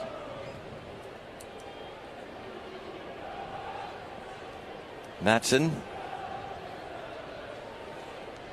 The 2-2 pitch, up and away.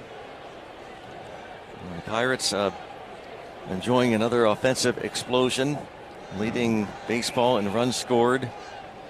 And 2 more home runs, Henry Davis and Marcell Ozuna. And the home run total already surpassing last year's total at the All-Star break. 3-2 count. The pitch is ball 4. He walks him. Terang reaches. A hit for the cycle in that 4th inning, by the way. That's right. Don't see that very often. Started out with the home run. Got that out of the way. First batter, Osuna. Then Triolo doubled. Henry Davis. RBI single. After a walk, another hit. A hit by pitch. Bases loaded walk. Single double. And the triple by Mangum later. Bowers takes high. And that's against the team with the best ERA in baseball heading into today. These Brewers. Pirates now with 125 home runs. The Nationals have hit 136. These Brewers just 88. The 1-0 fouled back. But yeah, the Brewers started this series and this day with the best ERA at 3.36. and that record of 59-36. But the Pirates looking to go 5-1 in the season series against Milwaukee after going 3-10 last year. The 1-1 is in the dirt from Matson, looking to throw some strikes here to Jake Bowers after walking Terang. 1 out. Pirates leading 14-2 in the 6th inning. The next time the Pirates and their Central Division rival Brewers meet will be a 4-game series in Milwaukee starting on Monday, August the 3rd. The Brewers will be part of the last homestand of the year. It's high 3-1. The last homestand of the season in September is a 9-gamer. 3 with Milwaukee, 3 with Kansas City, 3 with St. Louis, and the regular season ends in Detroit with 3 games against the Tigers. Hopefully our buddy Doc Emmerich is tuned in. Maybe we get a chance to see Doc come down to Detroit. There's a fly ball to left. Reynolds under it. And that's the 2nd out. Yeah, but as we speak, by the way, the Pirates, not only with the most hits, but the most runs scored in baseball. Huh? Yes. Did you just say that? Well, the Pirates now have the most runs scored because of today, right? Yes. Yeah. I did not just say that, no. Okay. We were 3rd coming into today. Just 1 behind the Dodgers, and we were 11 behind the Nats. Those Nats lead the Yankees 1-0. Out of town scores from AHN, official medical provider of the Pittsburgh Pirates, caring for you through every win, every loss, and every moment in between. Gary Sanchez takes a strike with 2 outs. Sanchez 0 for 2, but did have the RBI on the ground ball in the 4th inning. The Cubs lead the Reds 2-0 in Cincy. They're in the 2nd inning. Pitch didn't miss by much. Called a ball. Mets at home lead the Reds. Another challenge from Henry Davis. He was good on the early one for Skeens, but not this time. Calls confirmed. Pittsburgh has 1 challenge remaining. Just a tad low. 0.3 of an inch. Orioles lead the Royals 2-1 after 2 innings in Baltimore. 1 ball, 1 strike. Pitch to Sanchez. Fights this off. Ground ball, base hit up the middle. Puts runners at 1st and 2nd. Now, as the Brewers having the lowest ERA coming into today, they got a really good bullpen. I guess there has to be some question marks. You know, when you think about the Brewers going to the postseason, do they have enough starting pitching? Woodruff just went on the 60-day DL. I'm sure they're wondering that. Yeah, I mean, other than Mizorowski, who do they got? Yeah. I like Drowan. Yeah. But that's a good question. Yeah, Strike called. Not a super strong rotation. 0-1.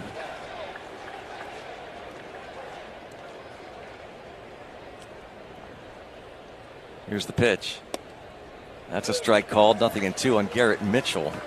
It'd be interesting to see what the Pirates do with their rotation. They rearrange things? Perhaps, you would think. In terms of the order, how it's been going, Jared Jones usually follows Skeens. Pirates will be in Cleveland Friday. Strike 3 called.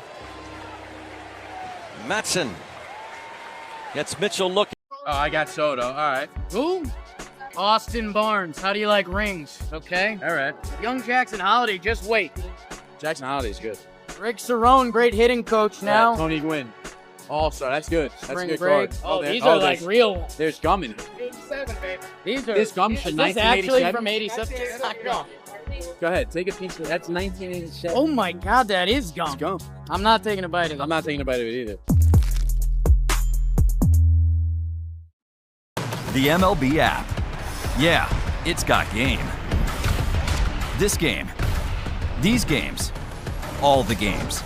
Pre-game. Post-game. And everything in between. This is baseball your way. With real-time stats, scores, breaking news, and custom content that hits every time. Because you choose the teams and pick the players you want to follow. So when they catch it on the field, you catch it on the app. Puedes ser el dueño de grandes momentos del béisbol. MLB Auction te permite participar en la subasta de bates, bolas y jerseys autografiados, con artículos de tus equipos de grandes ligas favoritos, leyendas y jugadores. Visita auctions.mlb.com. Riley Green looking to add on and maybe take a lead. Riley Green, fly ball right center field. This one's deep. Watch it fly! Gone! How about it? Riley Green's first of the postseason delivers a 4-3 lead for the Tigers in the sixth. Wow, just stayed on that breaking ball. Man, did he hammer that thing. That was 3/4 of the way up those seats out there.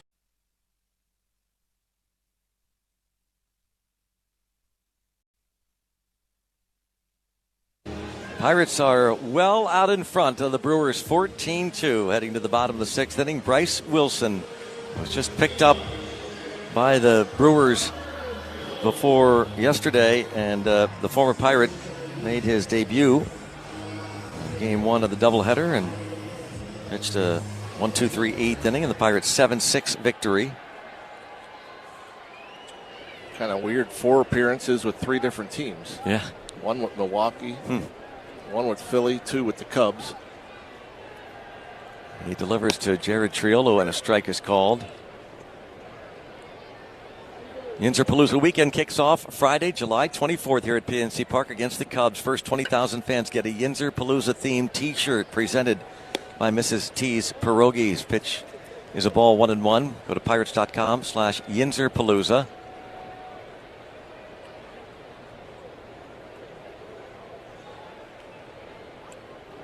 The 1-1 to Triolo is a called strike. Jared Triolo 2 for 3 in this one. Pirates bat bottom of the sixth inning.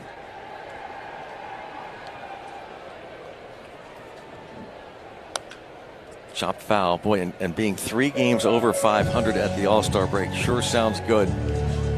It sure does, especially when we talked about this just at the end of June going into July in Philly and the tough stretch the Pirates have to take. Triolo with a base hit the other way. Lines a single to right. He's 3 for 4. Being able to go into Philly and split with them, win a series in D.C. Disappointing end to that Braves series. But you go 4-2 on this homestand against 2 of the better teams in the National League. So 2 up overall first 2 weeks of this stretch against winning teams. There's a swing and a miss by Henry Davis. The Pirates going to enter the All-Star break with a winning record for the first time since 2016. Pitch to Davis is low. He's had quite a day. Homer, RBI single, has scored 3 runs.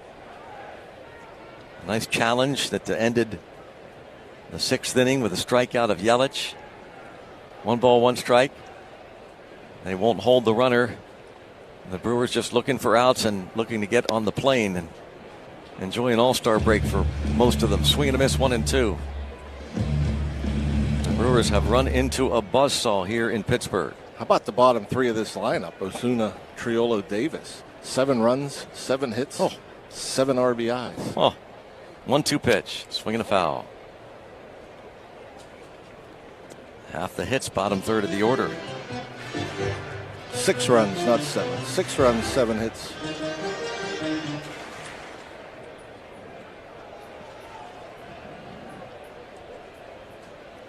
Next pitch is away to Davis. 2-2. Davis, now that Andy Rodriguez is on the injured list, going to get the bulk of the catching duties. The 2-2. A little bit off the plate, 3-2. Gary Sanchez, the catcher, tried to frame it. Station break coming up here in just a moment as Davis looks to reach for a 3rd time. The 3-2, swing and a miss. Down on strikes, we pause for station identification here on the Pirates Baseball Network.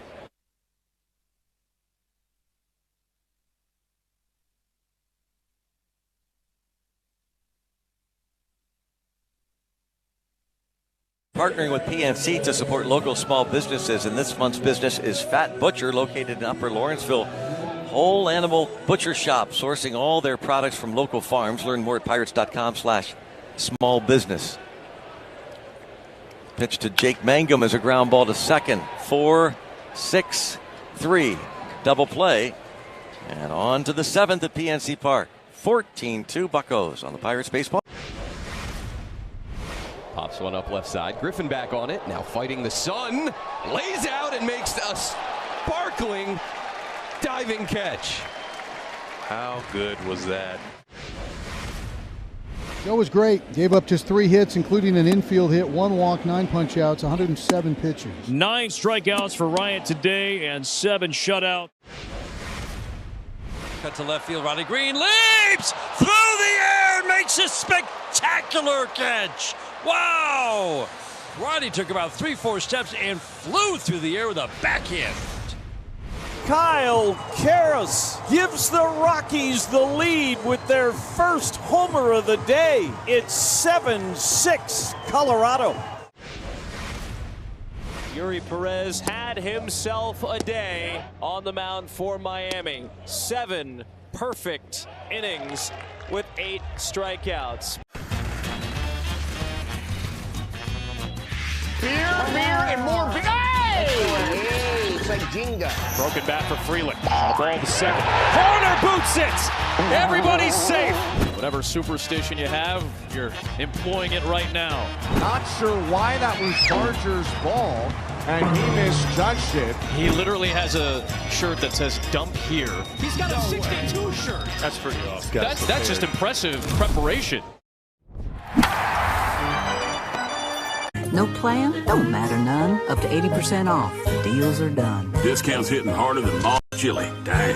That one little app does all the rest. Save time and money on prescriptions. Check GoodRx. GoodRx is not insurance. Pirates bring on rookie Antoine Kelly to pitch. His big lead and some other changes. Jacob Gonzalez going to make his Pirates debut over at first base. Gets a handshake over there from the first base coach, Spencer Allen, the Milwaukee Brewers. Tyler Callahan is at second base. Billy Cook comes in to play center field, and Jake Mangum moves to left. Well, just the second appearance for Antoine Kelly. He's worked 2 1/3 innings. Got his first strikeout. He's walked 1. He's given up a couple hits. First pitch fastball in there at 100, fouled back by Sal Frelick. Matson pitches 2/3 of an inning. This next pitch, 101 from Antoine Kelly from Aruba.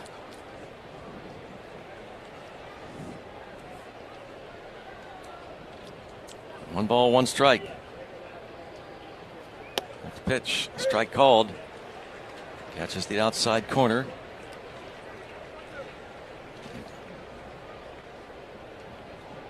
Kelly made his major league debut against the Marlins here on Friday, June the 12th. Pitch taken for a ball. The Marlins won that game 8-3. They were up by a 6-2 score, and they brought in Kelly. He gave up a 2-run homer to Liam Hicks. Next offering is a ball, 3-2, 99 miles an hour from Antoine Kelly.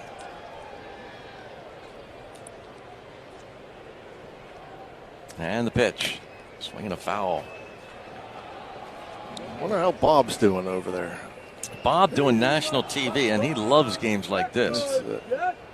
I'm sure he's just regaling everyone with great stories. Oh, they just showed him. Huh. Look at him. He's the only one talking. He's a chatterbox, you know. Hands are going. Yeah. He looked so forward to this all weekend. Oh, he loves it. This ball's fouled back. He's so humble, though, John. You know, he tries to act like it's no big deal. Yeah. Doing national TV as a color analyst on NBC Peacock. So he really just kind of brushes it off. You know Bob. Of course. But yes. 3-2 pitch. Really pops this foul back out of play. always enjoying getting to know the different announcers.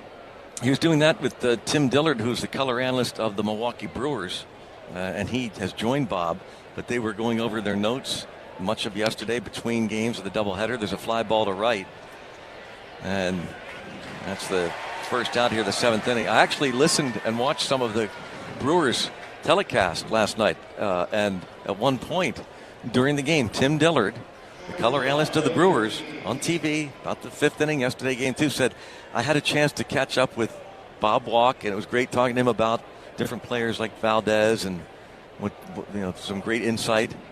And that's just a regular occurrence for Bob. Joey Ortiz takes a strike. Do you think he has everybody's phone number in his phone? Oh, there's no question. All the other announcers? They were talking earlier in the week. They all got together and compared notes. 0-1 to Joey Ortiz.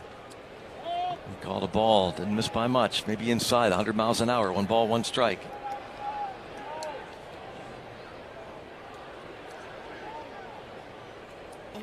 Ortiz infield single against Skeens. Pirates are leading 14-2. This ball's popped up out of play. Right side. Henry Davis over to take a look. Yinzer-Palooza weekend. Cubs in town. Starting Friday the 24th, and the middle game of that series, 6:40. That's a 6:40 Saturday night game. On July 25th, first 20,000 fans get a Dr. Robbie bobblehead presented by Mrs. T's Pierogi, celebrating that Pittsburgh-based Emmy Award-winning medical drama, The Pit. Get your tickets at pirates.com/Yinzer-Palooza. The 1-2. Bouncing ball coming in. Triolo, the shortstop, throws on to first. 2 outs. Back to 6:40 on Saturday. That's a good thing. Yep. Look forward to that. I think is the rest of the season. I believe, yeah. Although, after the All-Star break, there are only 4 and 5, make it 5 Saturday games, all at 6:40. There's a strike on Andrew Vaughn. His first plate appearance, came on to play third base in the 5th for new Brewer Braden Shoemake. Vaughn hits this one hard on the right side. Nice little play by Brandon Lau. A few steps to his left, gathers it, throws, and gets. Vaughn. Scoreless top of the 7th. And it'll be Sweeney backpedaling, and he can't make the play. And there goes the no-hitter. It's rolling. Does it go fair? Yes, it does. That's a fair ball. Oh, she's giving it to him. They're up 6-1 in the 8th. She's giving it to him and making him like it. Doing the pop-up dance, and he dropped it. You don't see that very often. Abrams is going to think about going to third. The throw too high there. Abrams dives back in. Tag applied this time by Riley. What just happened? Deep left, and a leaping catch by Sam Antonacci. Davis somehow catches it out of the air. That was an ankle biter. That's 2 runs if he doesn't make that play. At the wall, leaping, and he makes the catch. Wow, what a play by Dalton Varsho. Crashes into the wall, and he makes the catch. Oh, what a play. And a diving catch by Altuve to his left. McClanahan flips to the plate, out at home plate. Oh, what a running catch by T.J. Friedel. Leaps, and he made the catch and crashes into the fence. Zach DeCenzo, a diving attempt, and he makes a great catch. It's a clean catch from Luke Raley. Spun around, spins around again, and he caught it. Luis Lara makes the catch. That kid is getting a workout in right field. Oh, what a play. You gotta be kidding me. Diving stop, the first in time. Do it, Caleb. Great pickup by Julian. He almost fell over.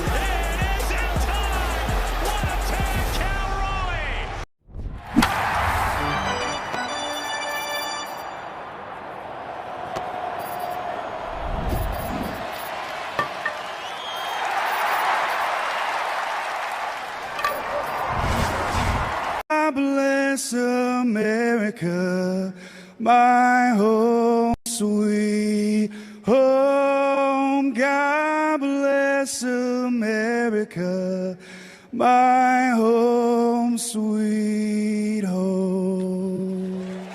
We'll head to the bottom of the 7th inning. By the way, that last play, 4-3 put out was Tyler Callahan at second base to retire Vaughn. The Bucks' Antoine Kelly has a 1-2-3 top of the 7th. Pirates coasting 14-2 on the Pirates Baseball Network, presented by Iron City and IC Light.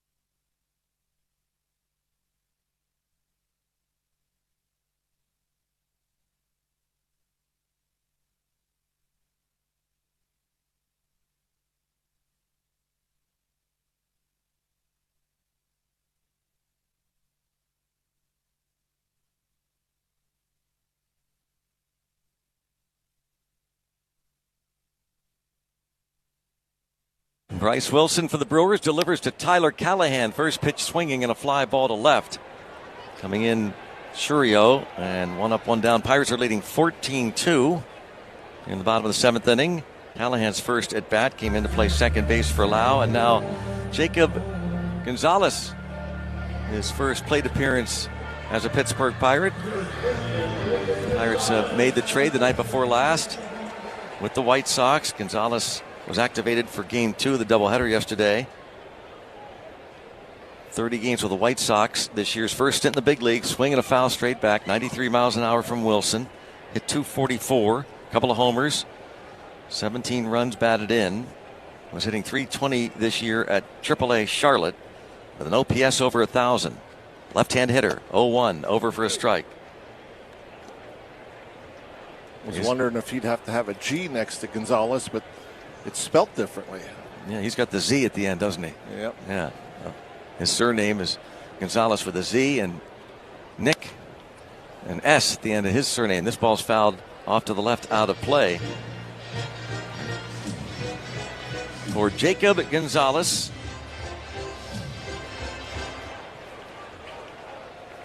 He is 24 years old, from Whittier, California. Pitch inside. That's the birthplace of Jared Jones. Jacob Gonzalez out of the University of Mississippi. He hit .319 at Ole Miss. Helped them to the first ever College World Series title 4 years ago. It's this in the air. And the shortstop out. And the catch made by Joey Ortiz. 2 down. Bryce Wilson's second inning of work. That's Merlin Valdez now. Doubled off the glove of the third baseman in the second inning.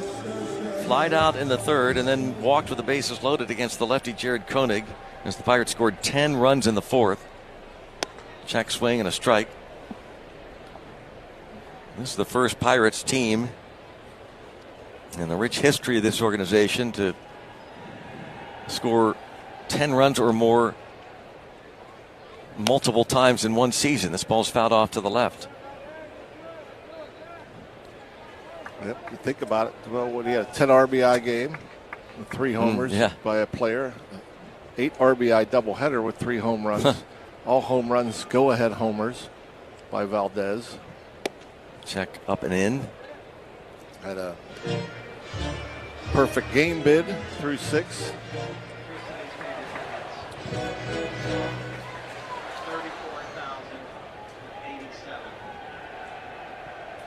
Here's the pitch to Valdez, up and in, 2-2. 34,087 to to see the Pirates and the Brewers. They watched this Bucco offense explode again. 2-2 pitch. Swing and a miss. 1-2-3 for Bryce Wilson. Go to the 8th inning. 14-2 Pirates. On the Pirates Baseball Network, presented by Iron City and IC Light. If the world... Puedes ser el dueño de grandes momentos del béisbol. MLB Auction te permite participar en la subasta de bates, bolas y jerseys autografiados, con artículos de tus equipos de grandes ligas favoritos, leyendas y jugadores. Visita auctions.mlb.com. During the offseason of 1888 to 1889, Spalding took a group of big leaguers on the first worldwide barnstorming tour. This is Spalding. Yes, you look at the Spalding, you're like, wait a second, no, this is the backstory. Okay, this is great. Stops included New Zealand, Italy, France, and even Egypt, where they played in front of the pyramids. Spalding's contributions to baseball history don't end there. Do you know the story of Doubleday and the invention of baseball? Please tell us. Enlighten us. When a 71-year-old Cooperstown native came forward, baseball officially had a birthplace in Cooperstown. If I'm in the presence of this baseball, does it give you powers to become a better baseball player? I've been here 5 years and playing baseball through all of it. I don't think I've gotten better. And whether it's the World Series or the wonders of the ancient world, there's no debating that baseball connects us all. Go to baseballhall.org to plan your visit to the National Baseball Hall of Fame and Museum in Cooperstown, New York, and catch every episode of Hall of Fame Connections on MLB.tv. Riley Green looking to add on and maybe take a lead. Riley Green, fly ball, right center field. This one's deep. Watch it fly! Gone!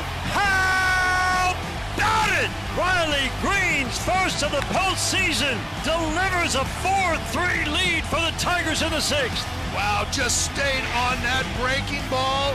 Man, did he hammer that thing. That was 3/4 of the way up those seats out there in right center field. 14-2 Pittsburgh. Going to the 8th inning. Antoine Kelly, 1-2-3 7th. In his second major league outing, faces Christian Yelich, who was 1 for 3 against Paul Skeens. Pitch is high. Isaac Mattson got the last 2 outs of the 6th. Skeens 82 pitches, 54 of them for strikes, 3 hits in 5 1/3, 1 walk, 7 strikeouts. This is fouled back. Yelich had one of the 3 hits against him as he and Jackson Chourio led off the 4th inning with back-to-back doubles. Yelich would score on the Chourio double. Chourio would score on a ground out by Gary Sanchez later in the frame. There's a fastball at 99 miles an hour. It's a ball and 2 strikes on Yelich. Antoine Kelly's pitch fouled back. 100.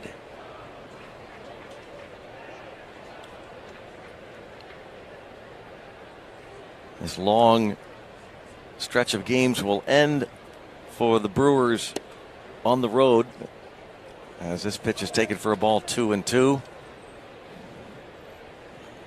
A road trip that had them in Phoenix and then to St. Louis and here in the Berg. This is popped up, going to be out of play off to the left.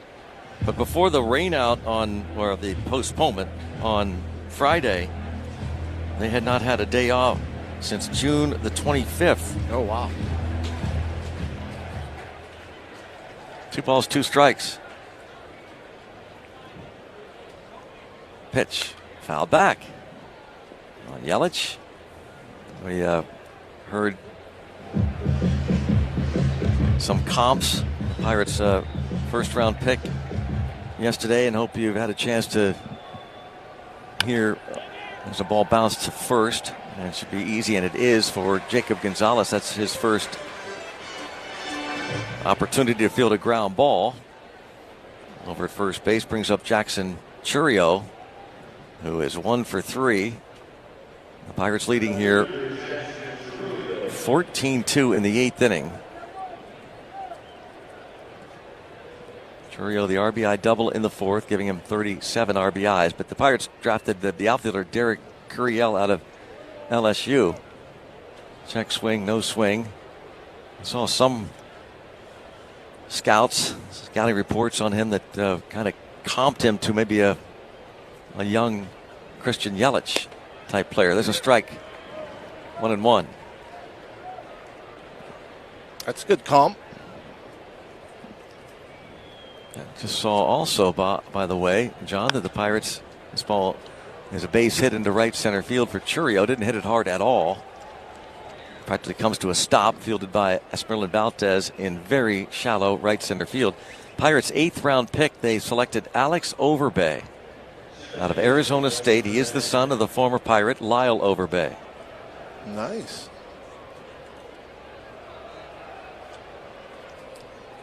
The former Brewer, longtime Brewer and former Pirate. Striking resemblance to his dad. This ball's fouled out of play by Bryce Terang. Right-handed pitcher Alex Overbay.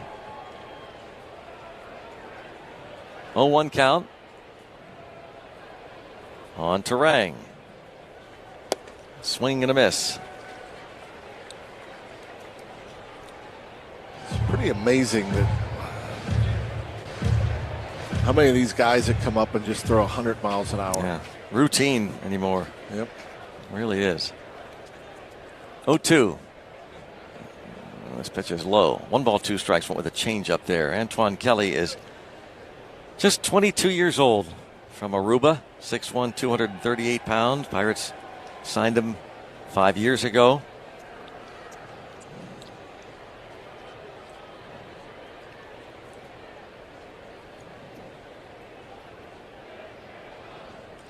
One ball, 2 strike pitch from Kelly. Missed low with a changeup. That was in the dirt. What, about a handful of guys that have come from Aruba? First Pirate, yep, 7th in the big leagues.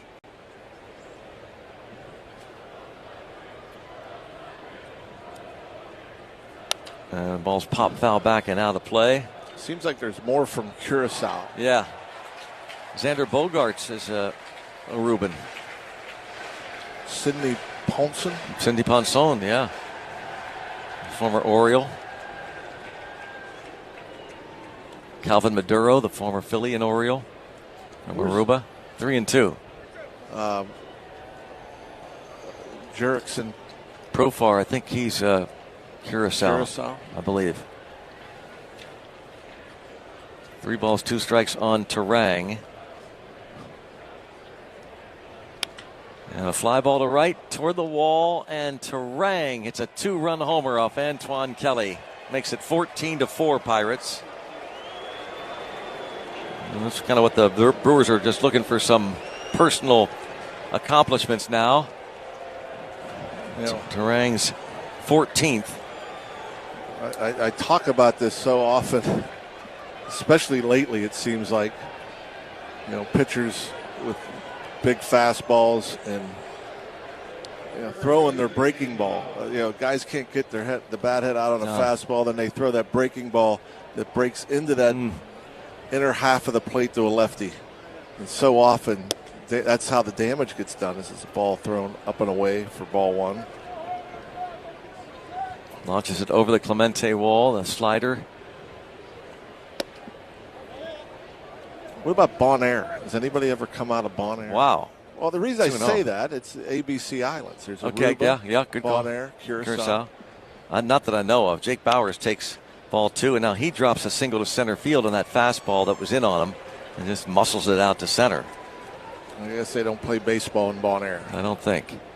At least I've not heard of any player.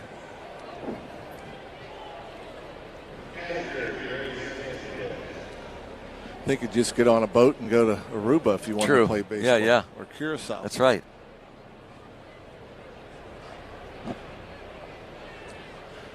Be a long commute for practice.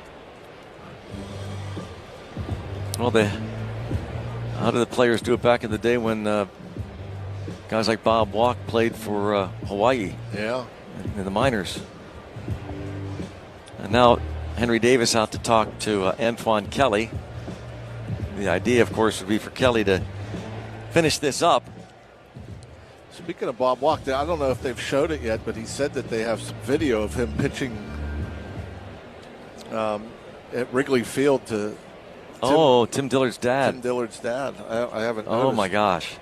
Tim Dillard, the color analyst for the Brewers, and is doing game on national TV with Bob today. Ball 1 on Gary Sanchez. I think Steve Dillard, if I'm not mistaken, Tim's dad, did he hit even a couple home runs in his big league career? Yeah, not very many, but one off of Bob. 1-0 pitch, that's in the dirt. Yeah, okay, I'm sorry, he hit 13. Steve Dillard. Didn't realize he hit even that many, but Dillard played parts of 3 years with the Cubs, 1979, 80, and 81. Was also with the Tigers, Red Sox, and White Sox. Strike is called. 2-1. On Gary Sanchez. Pirates are leading here 14-2. 14-4 after coming into this inning leading 14-2. The 2-run homer by Bryce Terang moments ago. This ball's fouled off. They're no longer the team with the most runs scored in baseball. Overtaken by? Well, I think we fell. Oh, no, we're still there. Never mind. I was thinking run differential. No, we're still there. Washington only has one. What is the run differential now? That's a good question. It's up there. We're in like the top 5 or 6. We would be such a good indicator of how good a team is. 45. We're plus 45. 2-2 to Sanchez. Swinging a foul. Goes back to the backstop. Only the Dodgers, these Brewers, Atlanta, and the Cubs in the National League.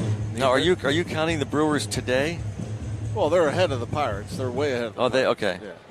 But in the American League, only one team has a higher run differential, and that would be the Yankees. Wow. Pitch in the dirt. 3-2 on Gary Sanchez. So 6th are the Pirates.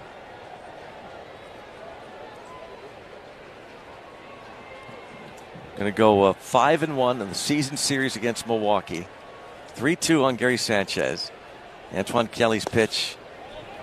He walks him with a slider. Let's pause for station identification on the Pirates Baseball Network.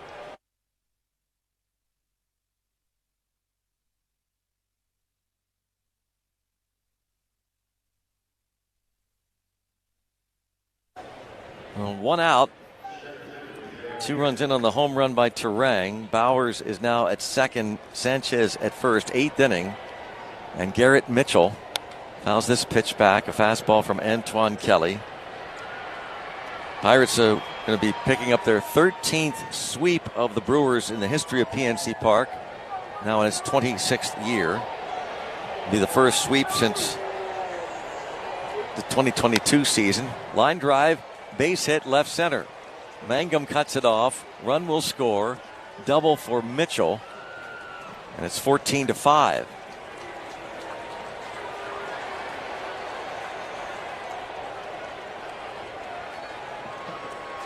That scores Bowers. Sanchez to third.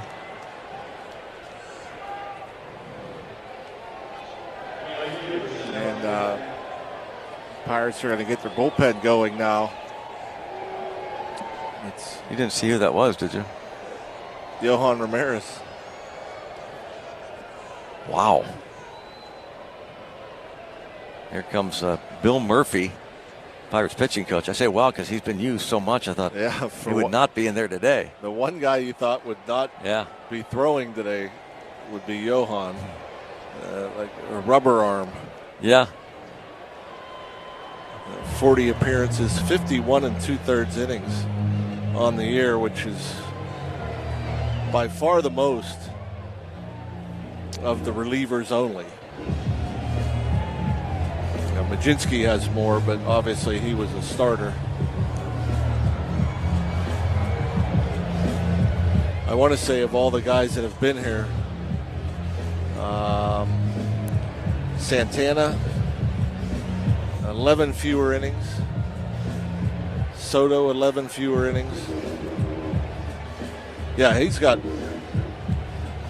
11 or more innings than every other reliever down there. Ooh. Bill Murphy makes his slow exit off the field as Sal Frelick will be coming in to see if Antoine Kelly can keep Johan Ramirez from having to pitch in this ball game. Second and third. It is 14-5. 1 out. Pirates leading it, 8th inning. And a ground ball picked by the pitcher. He looks the runner back to third, Kelly, and throws to first to get Frelick. 2 outs.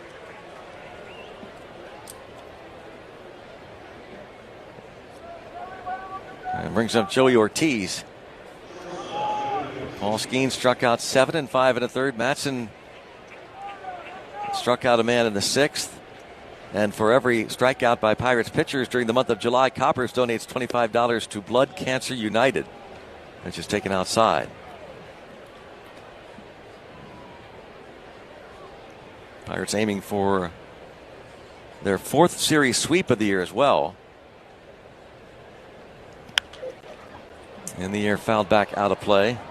Pirates swept the Orioles the opening homestand, April 3rd through the 5th. They swept the Cincinnati Reds here first 3 days of May. And at the end of May, they swept the Twins. This ball's pop foul out of play, right side.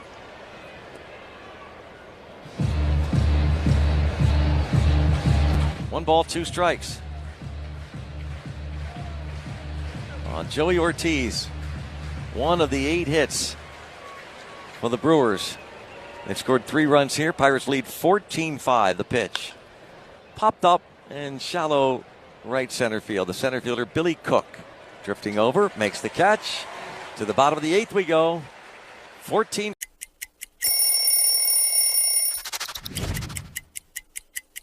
The beauty of this jersey is the field, the texture, the thin, the stitching is heavy, so you kind of feel that jersey that was very heavy. Check it out, the last name and the number, they have a little glitter on them, so they kind of stack up. It just feels right.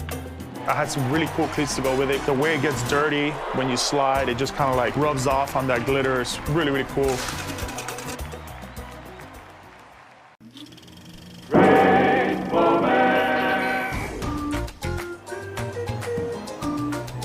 Guess who that is? Roger McDowell. He'll be all right. He put this show on, and he got a standing ovation. Sitting on for the Dodgers. Well, the Mets really trying to turn it around. They do, however, trail in this ball game 4-0. I love that.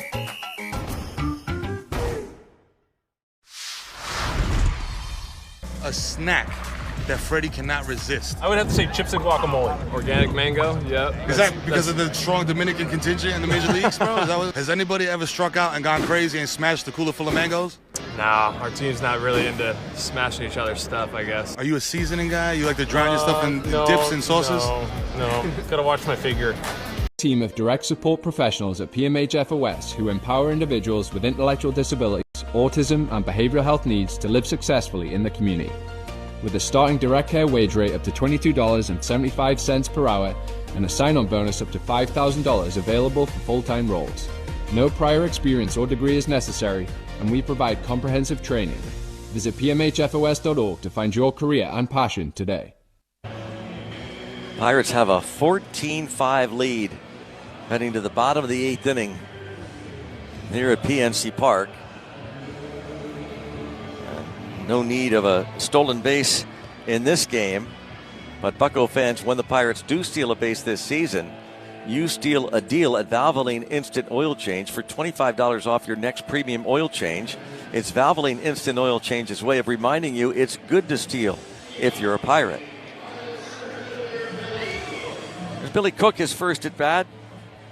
Came on to play in the outfield in the 7th inning. Don Kelly took Brian Reynolds out of the ball game, swing and a miss. Also took other starters, Ryan O'Hearn and Brandon Lau, out.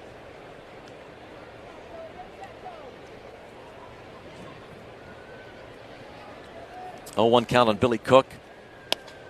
Takes a strike from Bryce Wilson. All 3 deserving All-Stars, really. Yeah. You look at their numbers and what they've done this year. It's unfortunate. At least they get a few days off. 0-2, swing and a miss. Billy Cook strikes out. 3rd K for Bryce Wilson. Now faces Nick Gonzalez. And Brandon Lau finishes up the first half of the season hitting .246 and .803 OPS with 21 homers, 64 RBIs. Gonzalez swings and misses. Brian Reynolds, 283 batting average, 877 OPS. And 59 runs batted in. 0-2 the count now.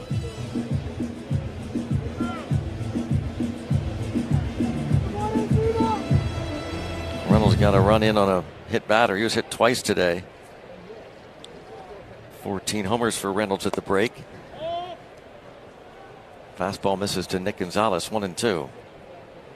Yeah, nice to see. Reynolds is down there, Lyle's down there, standing on the railing for the end of this game. That is good to see. Pitches high, 2-2. They're not in the clubhouse. Not showering out, getting ready to go. Challenge on the ball call by the Brewers. And on the scoreboard we see not close. Call confirmed. Milwaukee has no challenges remaining. O'Hearn finishes with a 288 mark in the first half. His first half season with Pittsburgh and an 838 OPS. He was on base every time today. 4 trips, 2 hits, hit by pitch, walk. This ball's fouled off. He scored 2. An 838 OPS. He ends with the 63 RBIs the first half.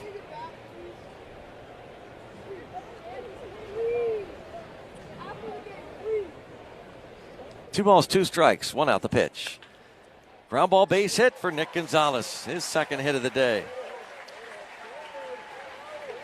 He's not giving away at bats. He's going to go up there and grind. Yeah, Reynolds 1 short of hitting that 60 mark. Ah, that would have been something.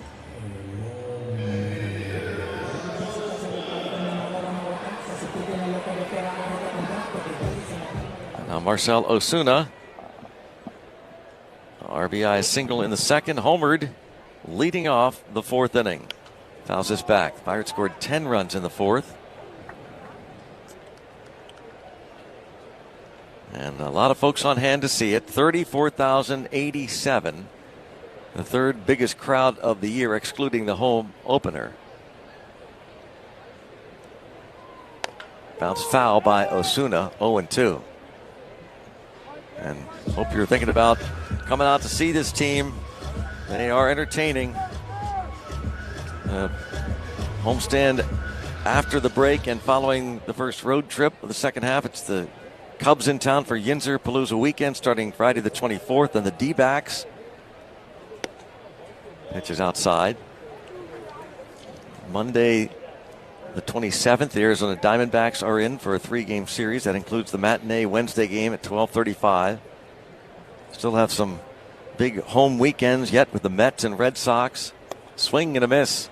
Down on strikes goes Ozuna. And now Triolo.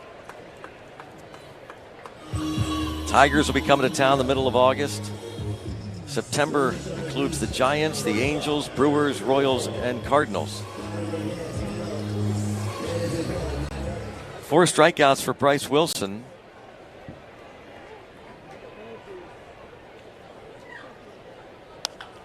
Ground ball hugging the line at third. Long throw across by Vaughn in the dirt. Picked by Bowers. Retires Triolo. And we go to the 9th. 3 more outs.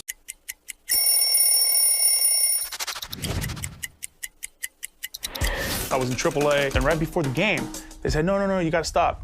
You need to hurry up and go to Cincinnati. You're about to go play a game there. You got 45 minutes till the game starts. So I get in my car, and I start driving, and all I keep thinking about is, which jersey are they wearing that night? So when I get to the locker room, I see my jersey hung up, and love the white jerseys, just the stitching on it, the old school feel to it. The MLB app. Yeah, it's got game. This game. These games. All the games. Pre-game, post-game, and everything in between. This is baseball your way. With real-time stats, scores, breaking news, and custom content that hits every time. Because you choose the teams and pick the players you want to follow. So when they catch it on the field, you catch it on the app. Te encantan los jugadores. Te encanta el juego. ¡Y se fue! Ahora Ahora puedes ser el dueño de grandes momentos del béisbol. MLB Auction te permite participar en la subasta de bates, bolas, jerseys autografiados y más, con artículos de tus equipos de grandes ligas favoritos, leyendas y jugadores agregados toda la temporada. Cada artículo es autenticado por MLB para asegurar que lo que llega directamente a tu hogar es original. ¿Quieres una parte del juego? Visita auctions.mlb.com.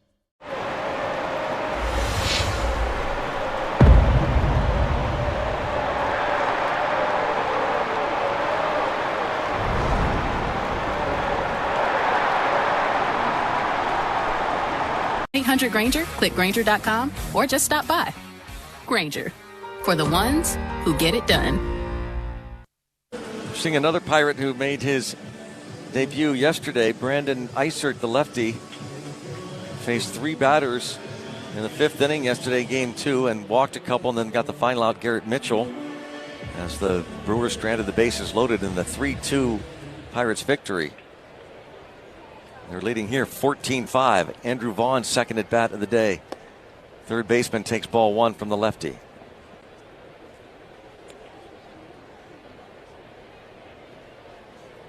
They got Brandon Eisert and Jacob Gonzalez in the trade with the White Sox.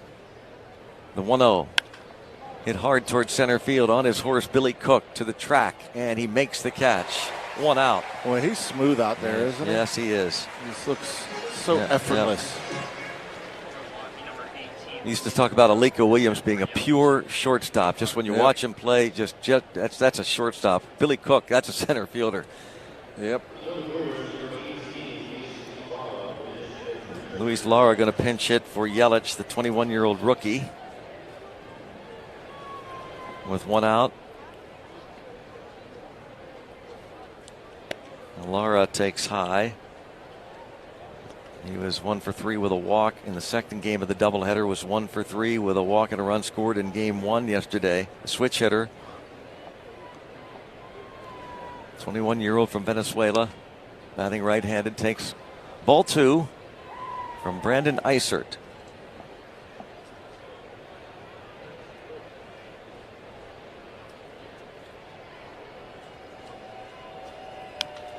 Lara fouls this back. You know, I was just looking. There's 14 teams in Major League Baseball with a 500 or better record. And we're facing 8 of them in a row. Oh, my.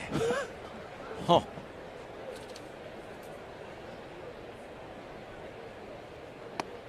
Pitch down low and in. So that goes back to the Phillies series, you're saying? Yep. Phillies, Nats, Braves, Brewers, Cleveland, New York, Chicago, and Arizona. Yep. 3-1 pitch misses. Eisert walks Lara with 1 out in the 9th, and the Pirates up 14-5. Now Jackson Chourio.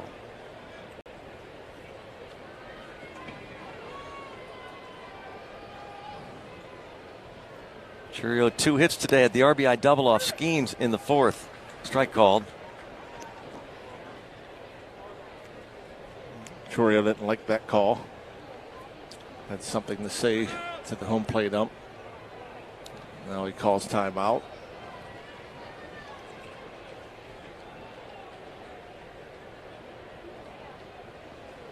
Oh and 1. The pitch outside. Count goes to 1 ball, 1 strike on Jackson Chourio with a runner at first base. 9th inning. 14-5 Pittsburgh. The pitch from the lefty and a ground ball to short. 6-4. 3 double play. Raise the Jolly Roger. And an emphatic, impressive, exciting, some might say amazing sweep of the Brewers with an exclamation point at the end. A 14-5 shellacking of the Beer Makers.